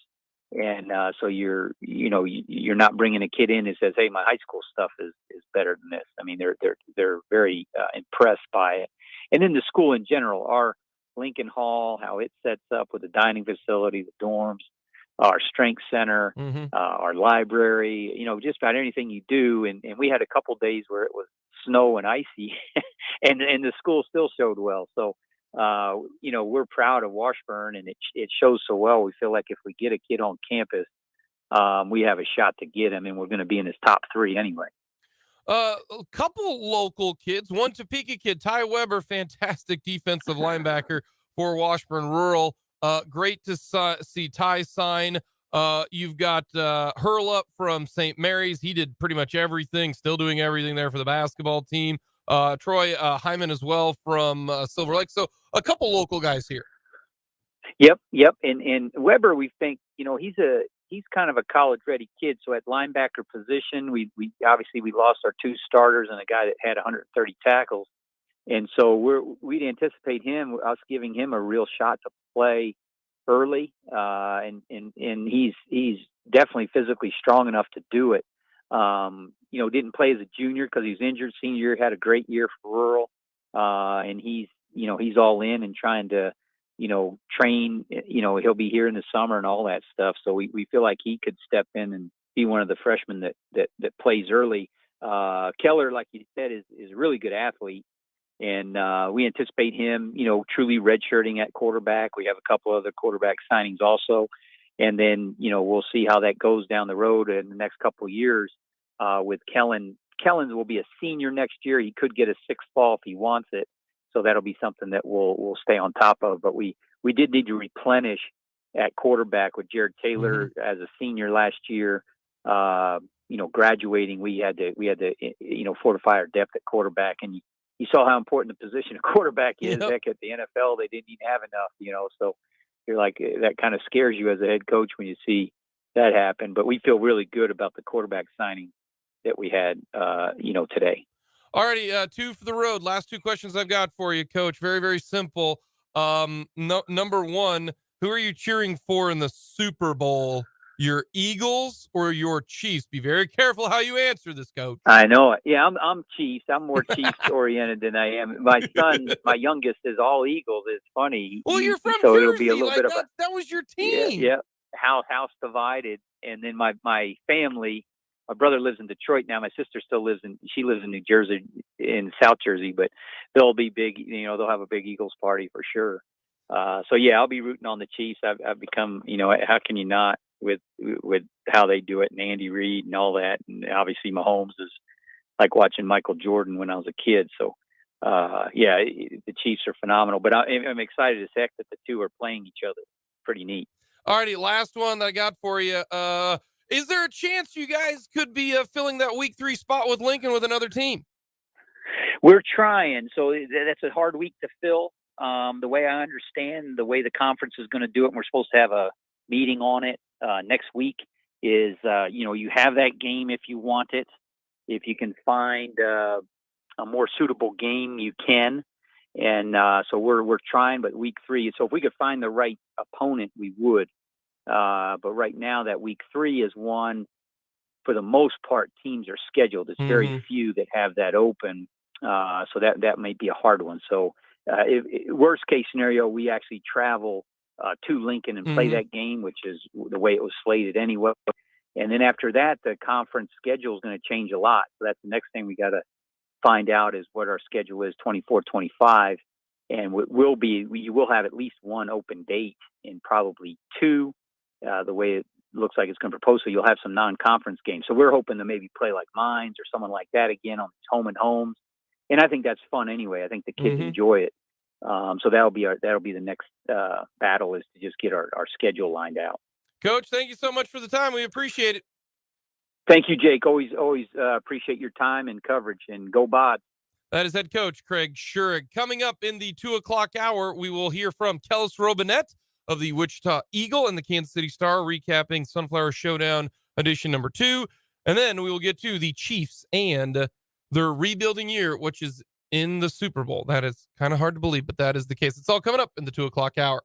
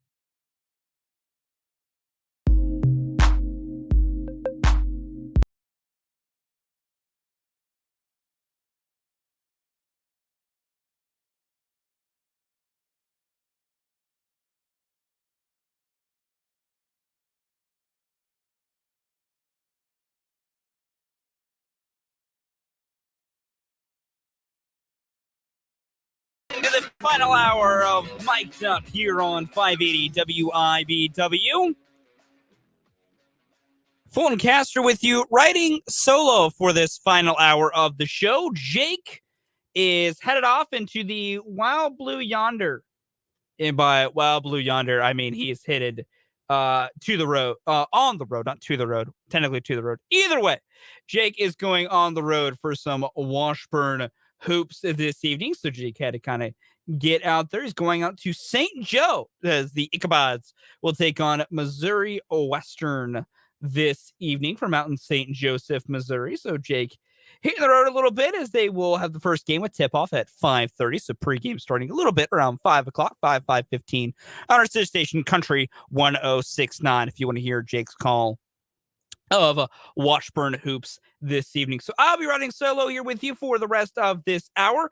We're going to take a look at the Chiefs and the fact that they not only are in the Super Bowl this year, but it was supposed to be a rebuilding year. That's what it was supposed to be for the Chiefs coming up this year. And yet, here they are, and the chance to try and win a Super Bowl in a year that they weren't expected to, and what it has an impact for not only this year, but for 2023 and even 2024 as well. As always, you can be part of the show on our Big O Tires text line. 785-272-9429 is that text line number. We're also live on YouTube. Go to youtube.com. Sports on 580 is the YouTube channel. Give us a subscribe if you haven't already. You can watch the live stream of the show and can also chat in the live comments of the show as well. Just a pair of ways to get involved on this Wednesday edition of Mic'd Up, the first Mic'd Up of the month of February, as even 2023 starts to just rapidly ever so much go by here on Mic'd Up.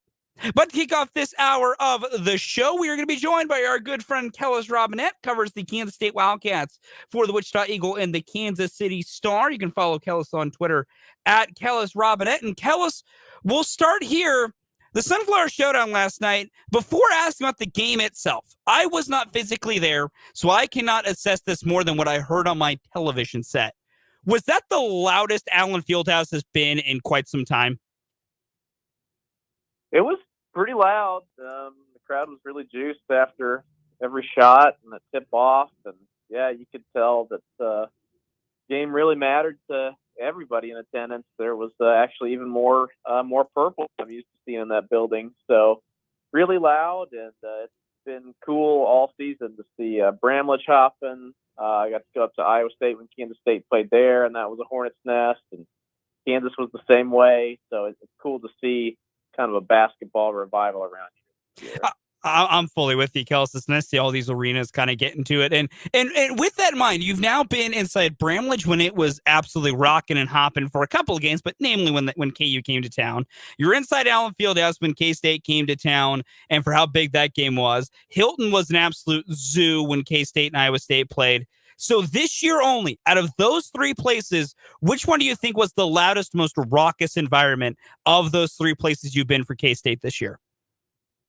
Well, I'll say this, that the loudest moment I've heard in any of them was when Kansas State won in overtime against Kansas at home, that final possession when it became clear Kansas wasn't going to get a shot off and K-State was going to win. That, like, 20 seconds was probably the loudest I've heard any of those arenas.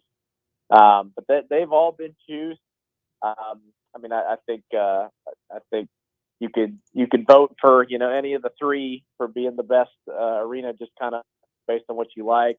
Iowa State's cool because they don't really have a lot of glitz and glamour there. They don't even have, you know, like a kiss cam or anything between timeouts. It's just kind of funny. People show up there strictly just to watch basketball. There's no no fun stuff to do in the arena between action. And then Allen Fieldhouse, they fill that place for every single game. You know, it's not just when a rival comes to town. It's when it's loud for every game. So you can make an argument for all of them. They're all great. But yeah, if we're talking about just the loudest decibel meter I've heard all season, it'd probably be that little window there when K-State beat Kansas. That was ear piercing. It's been great. For this Revival Arenas has been fantastic, and it's great to see the energy that all these fans are bringing for these matches, especially for the investment that fans of K-State have put into Kansas State basketball this year. Let's go to the game on the court. Round two of the Sunflower Showdown between KU and K-State. K-State obviously won round one in Manhattan, won at 83-82 in overtime. This game was a 90-78 12-point win for the Jayhawks over the Wildcats. Just starting big picture here, Kellis, what it was kind of you watched both of these games on the Kansas side of this, watching what the Jayhawks did against Kansas State. What do you think was kind of the biggest difference between the first matchup in Manhattan and the second matchup in Lawrence, where it seemed like KU just was in a bit more of a rhythm? Just did you see anything that maybe KU did that you think was a big adjustment they made that led to their success in the second matchup? The biggest adjustment was that in this game, Kansas had more than just Jalen Wilson and, to a lesser extent, Grady Dick helping him out. Bill Self used 9 guys last night, and all 9 of them scored. 8 of those 9 scored at least 5 points or more, and it wasn't just the Jalen Wilson show. DeJuan Harris was kind of left unguarded at times. He scores 18.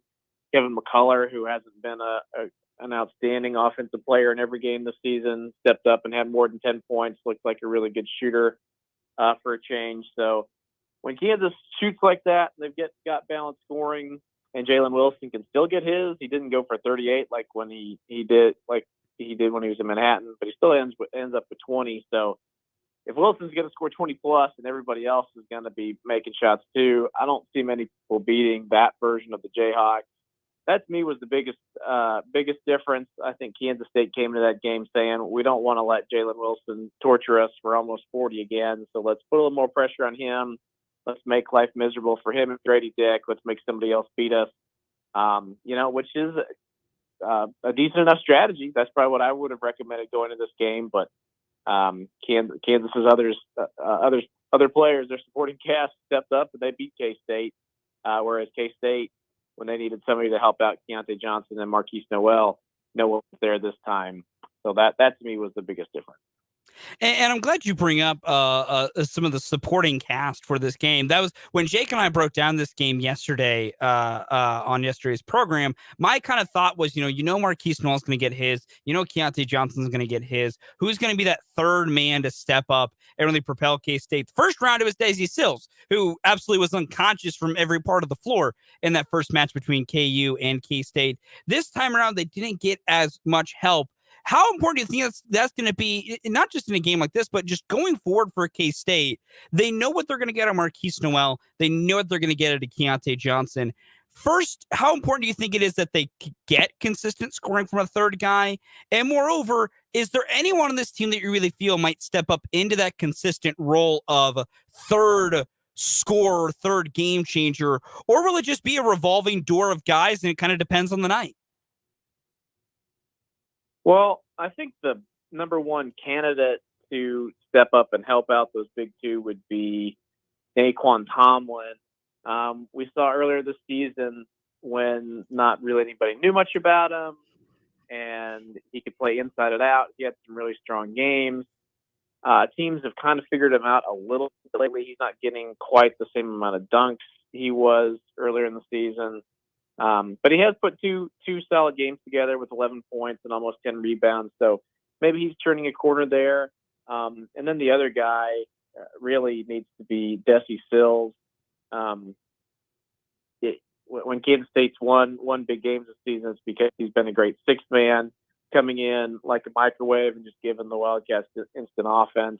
Hasn't happened lately. It's kind of weird. He had that huge game against Kansas here in Manhattan when he scores 24 points. He's the hero of the Sunflower Showdown.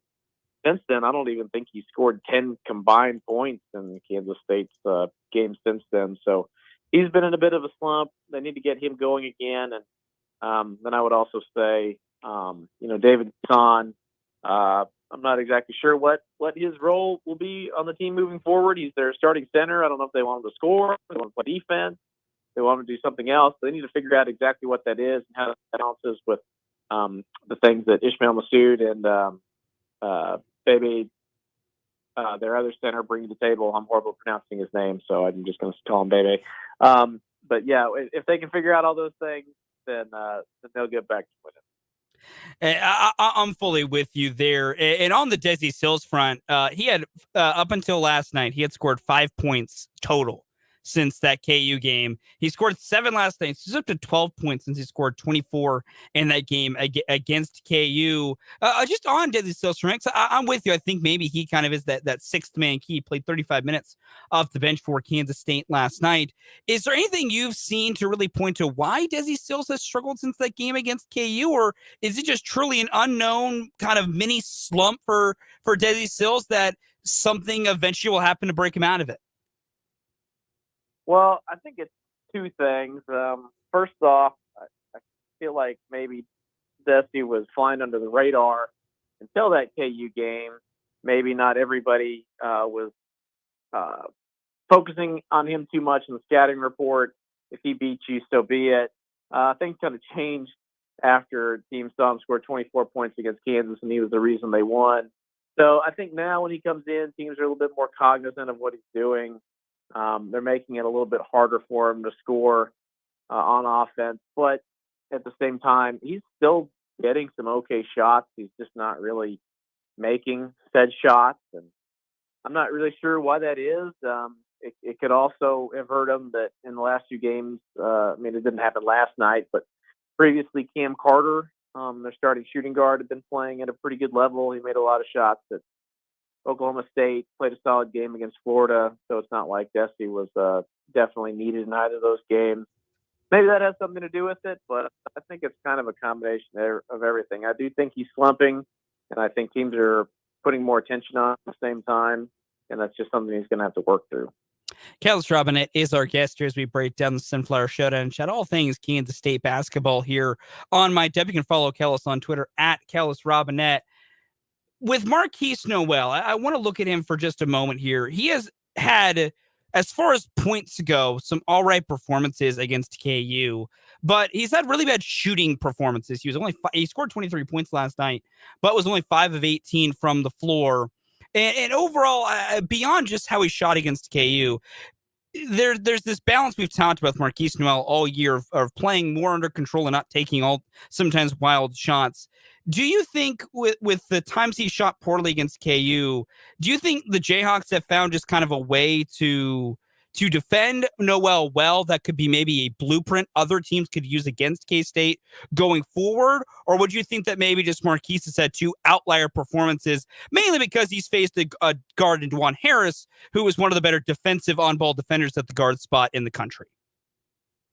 Yeah, I think it's just kind of a hard matchup for him. Not only do you have to go up against Dwan Harris, but Kansas has also thrown a bunch of taller wings at him, which is something not every team in the Big 12 has. And if you're matching up, Grady Dick on him or Kevin McCullough on him, stuff like that, that takes away Marquise's ability to drive to the basket and score as much as he would like to. And that probably is what leads to some of those outside shots. Last night, it seemed like because he was playing under control a little bit, it really wasn't it's not like he was going rogue or anything like that. He just found himself late in possession, 6 seconds on the shot clock. I'm kind of open from deep. Might as well chuck it away. Don't think we're going to get a better shot. Just not a lot of them went in. And I think that's really the thing that caused him to shoot a little bit worse against KU. They obviously had a great defensive blueprint for him in the first game. The thing he's probably got to be licking his chops at is that now he gets to come home and play Texas, a team that he absolutely lit up earlier this season. Not only he, but the entire Kansas State basketball team, when they scored 116 points in Longhorns in their first game. Now turn around, get them in Manhattan in a rematch. I'm sure they're going to look to go up tempo, and I bet he bounces back in that game. I'm so glad you bring up that the Texas is coming to town, coming up on Saturday for this K-State team. Looking ahead to kind of the rest of their season here, K-State now sitting at 6-3 after the loss in conference play. They're in a 4-way tie for second place in the Big 12 at 6-3, with Texas leading the conference at 7-2, because this conference is nothing but just congestion and great teams top to bottom. When you look at what K-State has left coming up, they have 9 conference games left to play. They have right now 4 ranked teams on the schedule in Texas, TCU, Iowa State, and Baylor. All 4 of those games are in Manhattan. Just beyond anything else, how important do you think it is that for this stretch run for K-State, that all of what appears to be on paper, their biggest games coming up, how important is it that all 4 of those games will take place at Bramlage Coliseum? Well, I mean, it's a big deal. Holding serve at home in this conference is a great method to win the league, and Kansas State is one of a few teams that hasn't suffered a loss at home all season, and it's going to be hard to come into Bramlage and win with the crowd support they've got right now. Same like Iowa State that they have up there, and we've seen teams all across the conference winning at home lately. It's just with the home court advantages that are out there right now, it's just hard for anybody to go on the road and win. You'll need an app from now. So yeah, I think it's a big deal, and they're getting the hardest opponents on their schedule in Manhattan. You could arguably say that they have one of the easier schedules coming up down the stretch, but I would also argue that I think the key to winning the Big 12 isn't going to be necessarily beating other teams that are ranked, beating other teams that are contenders. I think it's going to be avoiding losses to those teams that are outside the top 6, the spoilers. Who could avoid losing to West Virginia? Who can avoid losing to Oklahoma State, Oklahoma, and Texas? Kansas State, unfortunately, still has to go to all 4 of those places, and they've proven themselves feisty. I mean, like you can say all you want, Oklahoma, they're not a real contender. Well, they've got some talent if they can beat Alabama by 1,000,000 points at home. So every game is kind of a trap in this league right now. There's no days off. Never really seen anything like it. Truly no days off in this league. And yeah, you're right. They still have to go to Texas Tech, go to Oklahoma, go to Oklahoma State in the end of the year, going to West Virginia. With this matchup coming up this Saturday against Texas, I think we could both agree we're probably not going to see a 116-103 shootout again. If we do, that might truly be one of the double rarest things I've ever seen in watching and covering college basketball. From that first matchup, K-State offensively did score 116. They've shown themselves to be fairly competent, consistently scoring on offense. They gave up 103 points to the Longhorns in regulation last time down in Austin. What would you think, as of now, kind of a few days in advance here, what do you think should be K-State's number one goal in trying to limit Texas from having such a good offensive day in this rematch in Manhattan? Good question. They could go at it a few different ways. The easiest way to keep their points down would be to slow the game down a little bit and not turn it into an NBA track meet like they did in the first one. I don't know that they'll necessarily want to do that. I think, if anything, they'll just try to, force Texas into a few more half-court sets. Don't let them get out in transition. Don't let them get easy buckets, make them work for their baskets. If they can do that, especially now that they have David Gasson back at the 5, they are a little bit more formidable of a defensive team when he's in the lane compared to like Ish Massoud or somebody else. So if they can keep him out of foul trouble and make Texas work for their shots and not get a whole lot of open threes, I think you will definitely see the points in this game come down. The problem is Texas, as we've seen, they can get going and score when they're feeling it. So just disrupting the rhythm a little bit and making them kind of play at the pace they want are the two things they'll focus on. We'll see. We'll end up seeing what K-State is, but I'm with you. I think maybe just this game not being played as a track meet could help. Even honestly, both teams keep the score a little bit lower in the rematch. All right, Kellis, my final two questions for you are two for the road. First things first, K-State, a game back of Texas. They have them left on the schedule. They got 9 games left total. What is the percentage chance do you think K-State gets at least a share of first place in the Big 12? Don't have to win the conference outright, but what chance do you give it that K-State can end the year with at least a share of first place in the Big 12 after we picking to finish last in the preseason? I'd say about 20%. I think right now, any team with 6 losses, any team that ends 6 losses will have a pretty good chance at least sharing a conference championship. If you look at, I believe both Ken Palm is the league winner, being split a bunch of ways at 11-7.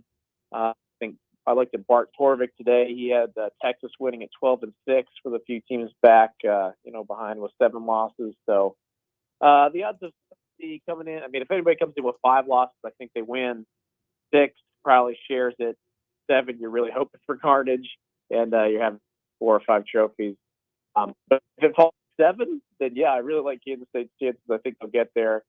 But if it's a 6, I'd put it at about 20%. And they got a chance. The thing they're going to have to battle with is that 3 of their wins so far have come in overtime. That's kind of not the easiest thing to sustain. So during the second half of the season, might have to win games a little bit more comfortably rather than sit back and just count on winning games in OT. We'll see what happens, but no matter what, the fact that we even get to talk about K-State eventually finishing first after they were picked to finish last is just still a delightful thing for us to get to do. My last question for you here, Kellis, you've been to a lot of arenas in the Big 12. You've traveled the highways and everything of this conference for years now. You have trips left to Lubbock, Norman, Stillwater, and Morgantown left on the board here. Of those 4 road games left, which is the most enjoyable for you to end up having it up going to? Ooh, well, those aren't, And it's fair to say you're just, kind of picking the best of a bad bunch too. That's understandable as well. Right. Yeah, those aren't the spots you advertise on the billboard right there.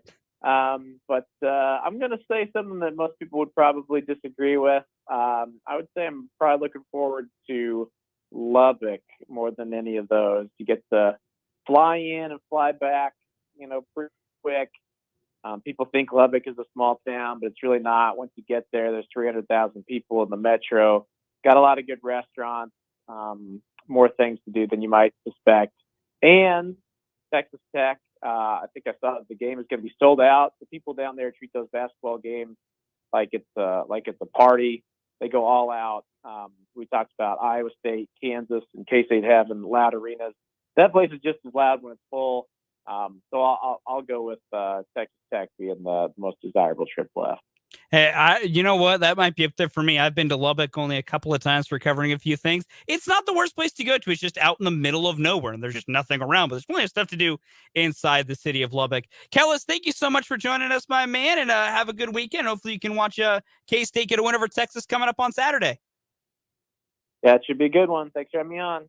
That is Kellis Robinett of the Wichita Eagle and the Kansas City Star. Always a joy to have Kellis join us here on Mic'd Up. Out of those 4, I would probably pick Lubbock as well. Like going down to Oklahoma, Norman, and Morgantown, the problem is it's the travel. The problem with Morgantown is just the travel of heading out to West Virginia.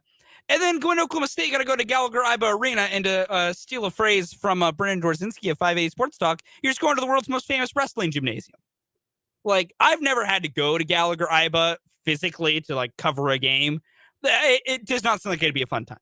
It does not sound like it'd be a fun time to have to head down to Stillwater and cover that game. But Lubbock, yeah, people think Lubbock is small. Lubbock is a big city. It's just there's nothing around it. like it's out in West Texas and there's just nothing else around it in Texas, but it is not a small city for Lubbock. But no matter what, for K-State, they got a big one coming up on Saturday as K-State takes on Texas and the Longhorns. That'll be a 3:00 tip coming up on Saturday, and they're on ESPN too. So for all you that were upset the last night's game was on ESPN Plus, K-State's next 2 games are on linear ESPN. They're going to ESPN2 for Texas and ESPNU for TCU. You don't have to wait to complain about K-State playing on ESPN Plus again until the 11th when they do take on Texas Tech. That game will be on ESPN Plus. But we'll take a quick timeout. We got more Mic'd Up coming up next here on 580 WIBW.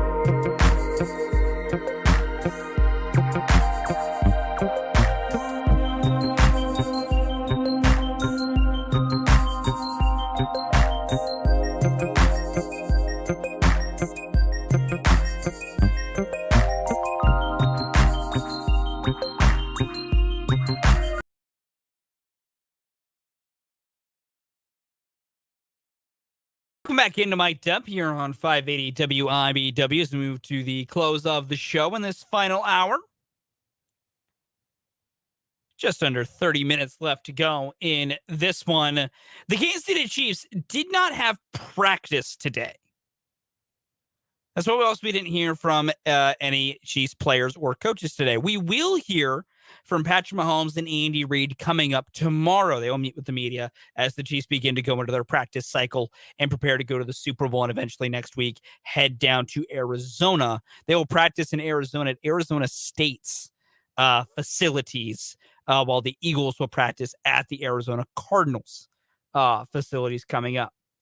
But even though they didn't practice today, the Chiefs did release, because they had to, because of different NFL rules, released an estimated injury report from the Chiefs with no practice today. So there is an injury report. It is all based on what it would have happened if they had practiced today. So if they had practiced, this would have been the participation levels of different players involved.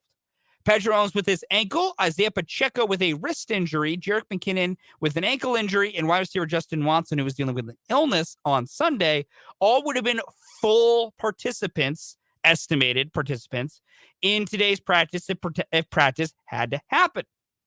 Along with the estimated injury report, 2 players would have been limited today. Willie Gay would have been limited with a shoulder injury, and right guard Trey Smith would have been limited with an ankle injury.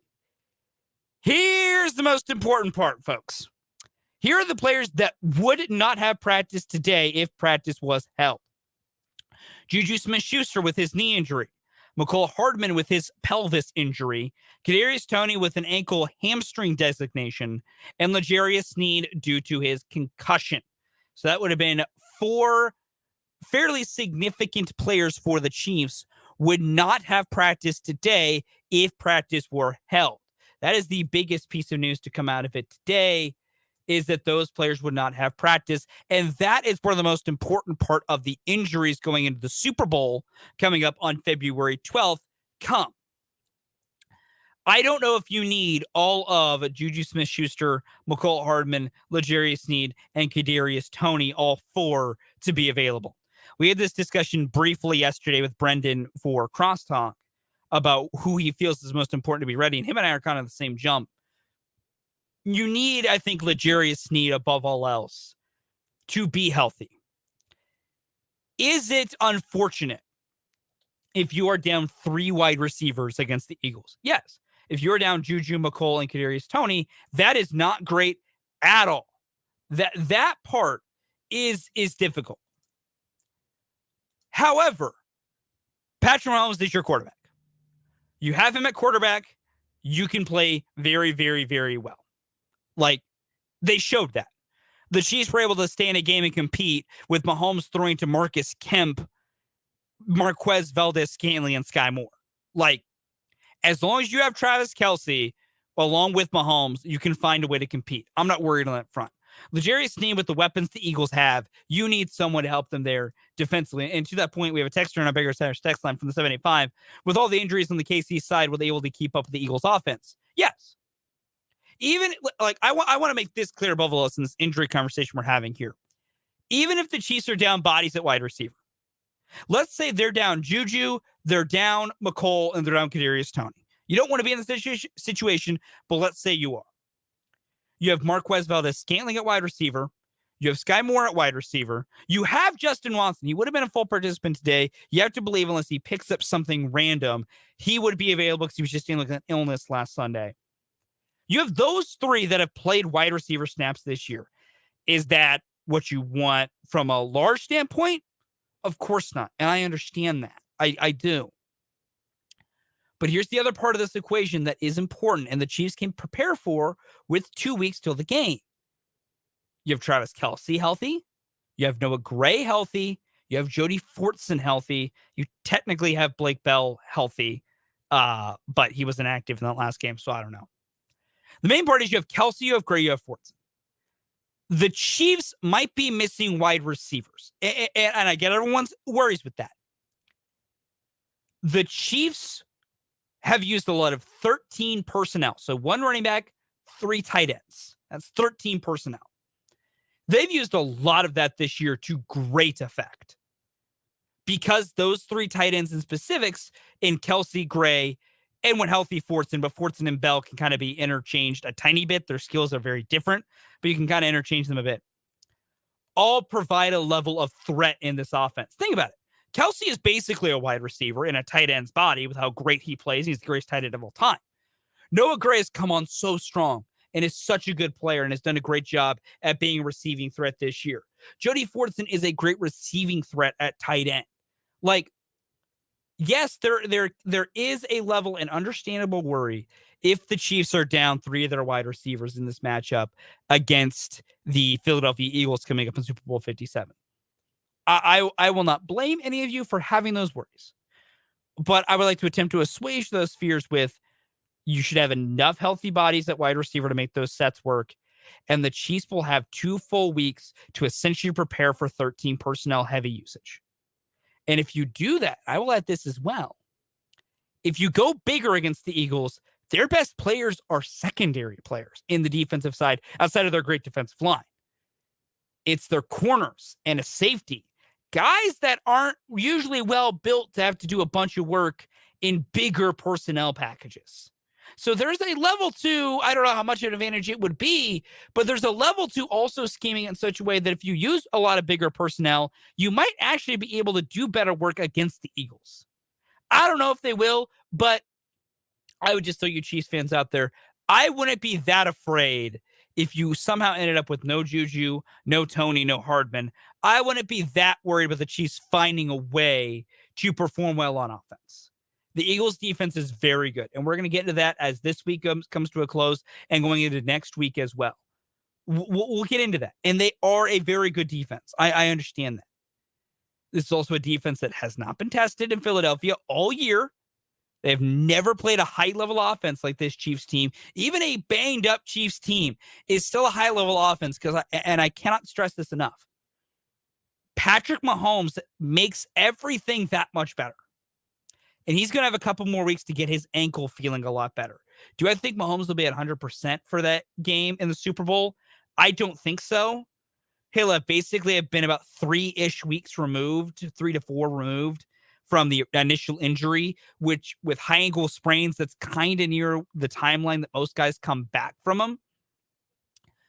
But overall, he can elevate your team in such a way that you can perform with those lesser-known guys. And more importantly, we've seen the lesser-known guys step up. So there is a level of fear that is very understandable with the Chiefs' injuries to their wide receiver room. And I get the idea of trying to keep up with that Eagles offense. If you are the Chiefs and wanting the Chiefs offense to score, because I believe this will be a game where scoring is important. Because as great as the Eagles defense is, the fact that they haven't been tested yet makes me believe the Chiefs can put up some level of points and that they'll be able to maybe get into the 20s. I think this game will be played in the 20s. For the Chiefs defense, it comes down to, and we'll break down more of this as we go, can they stop the run? And with the Chiefs' injuries that they have defensively, I think those are just the more important part of the ball to be focusing on as this next week and a half goes. My advice would be don't get entirely worked up and very stressed over offensive injuries unless they're to Patrick Mahomes or unless they start to really pile up and get to be just a big old laundry list. I'd hone in more on the defensive injuries for the Chiefs because that's where they don't have a guy to, it's like when we talk about extending Chris Jones a little bit in a little bit of a different way here. You can afford not to pay or not have guys on offense at certain spots because you have arguably the best quarterback in the NFL. Like that makes up for that gap. That gap is made up for because of that. You have less of that luxury on defense because you don't have that guy on defense. Like as great as Chris Jones is, we've seen if teams can effectively scheme him out of a game, the whole equation changes. So that's where if I would make a suggestion, any of you out there, focus more on where the Chiefs' defensive injuries are heading into this game. Because if the Chiefs' defense is near full strength and is healthy, even if the offense is banged up, I think that's the right recipe for this team to win the game. I think you start to get into a real danger zone if not only the Chiefs' offense is banged up, but if the defense has multiple key players banged up as well. We'll see those injuries as we go. We'll get more injury reports going tomorrow. They will actually practice tomorrow and later this week as well. Going into next week, they'll start practicing and eventually head down to Arizona and start practicing in Arizona. We'll have all those updates for you, and we'll hear from Patrick Mahomes and Andy Reid tomorrow and the various players and whatnot throughout the rest of this week going into next week as well. We'll take another time out here on Mic'd Up. Coming up next, the Chiefs were supposed to be resetting this year and maybe not compete as well. All they did in a year with that kind of a mentality is go to the Super Bowl. Look at how important that is for the Chiefs. Coming up next.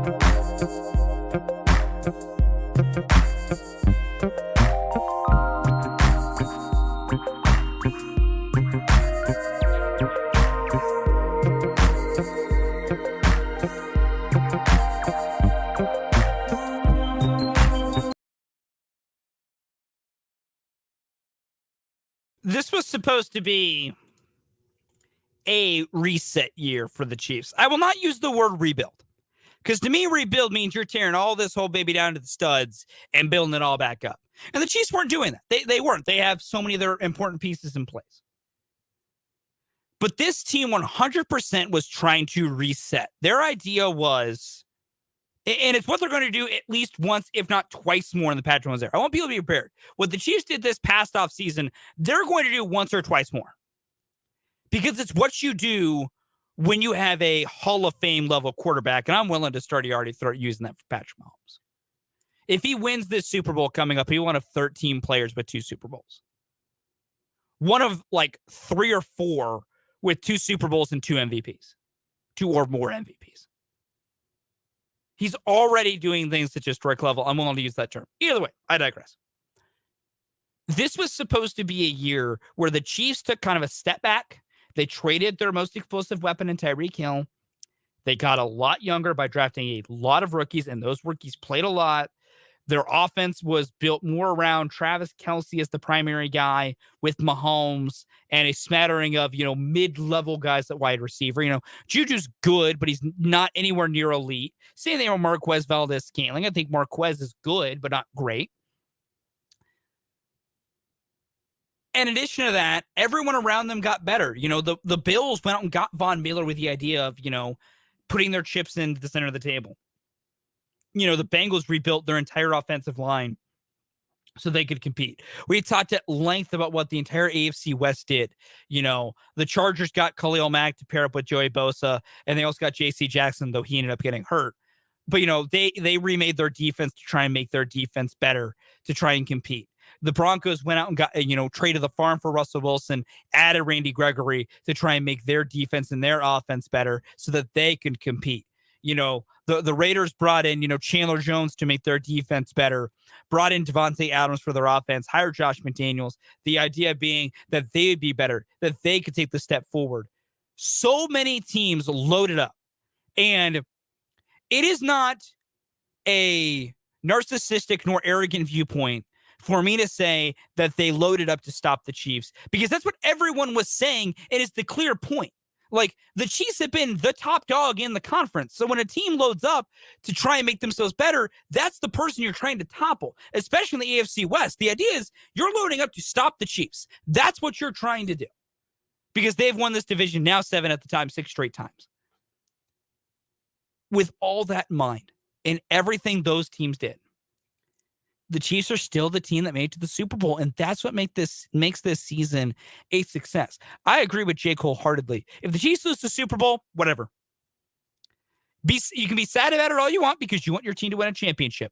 That's okay. That's very understandable. Jake and I will both be very bummed on February 12th if we're having to cover do a show after the Chiefs lost the Super Bowl. We're not going to be in great moods, but we're not going to be disappointed in the season because this season is already a success. In a season where they started on defense 4 rookies as starters for a majority of the year. A majority of the year, Trent McDuffie, George Karlaftis, Jalen Watson, and to an extent, Brian Cook, but that's kind of adhering to there. So at least guaranteed 3 guys on defense this year were rookies. In the AFC Championship game, it was all rookies doing the biggest. Think about every big play the defense made in the AFC Championship game. Almost all of them were rookies. Of course, Chris Jones did Chris Jones things, but George Karlaftis got a sack and made a great play. Trent McDuffie shut down Jamar Chase, which was one of the more impressive things I've ever seen, is how well Trent McDuffie played.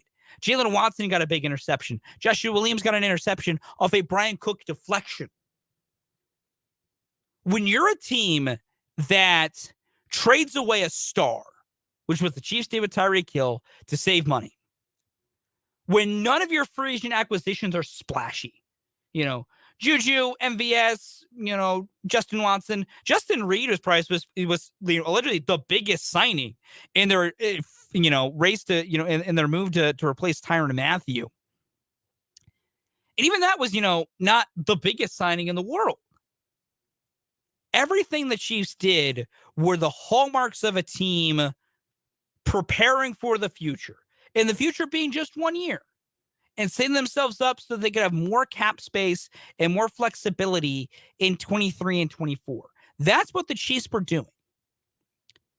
And when you do that, you accept your goals need to be a little bit lesser.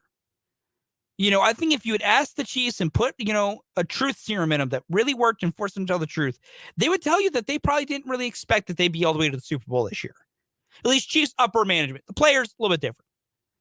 But I think they understood where they were, that, we're going to compete. We're going to try and make the playoffs. We're going to try and win the division. We're going to try and keep up our winning culture we've created and the things we want to do. But we understand from the place that we're at and the place that we're coming from here that things might be different. Things might be a little bit less. Their expectations may need to change a little bit. But they didn't.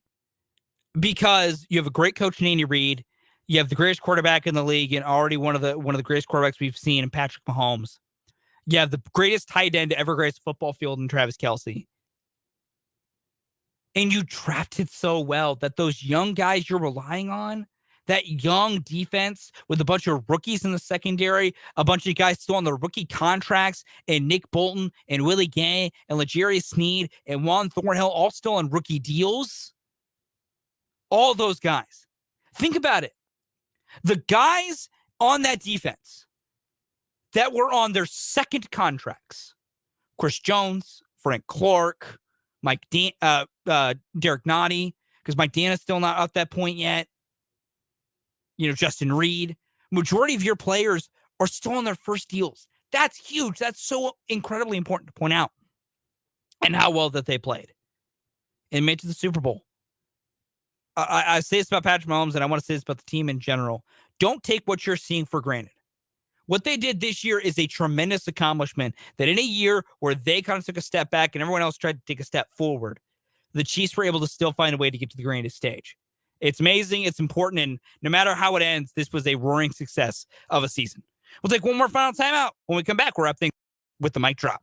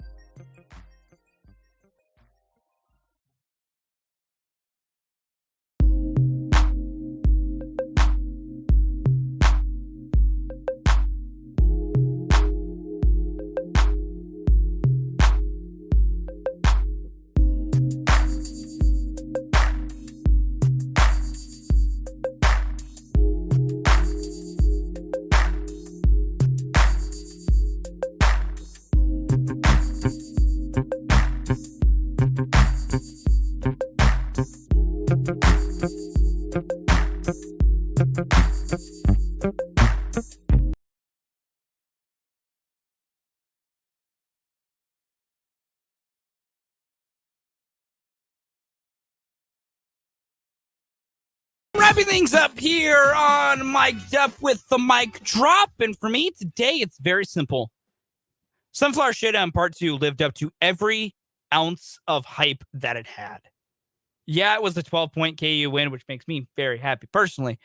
But the game was fun. It was competitive. The atmosphere was great. And man, oh man, do I hope we get a round 3 in Kansas City. I want, at this point, nothing more than we just get one more matchup between these two teams going forward in Kansas City for the Big 12 tournament. We'll see what happens going forward, but no matter what, I think it'll be great. That does it for today on Mic'd Up. Up next, we got 580 Sports Talk with Brendan and Dan.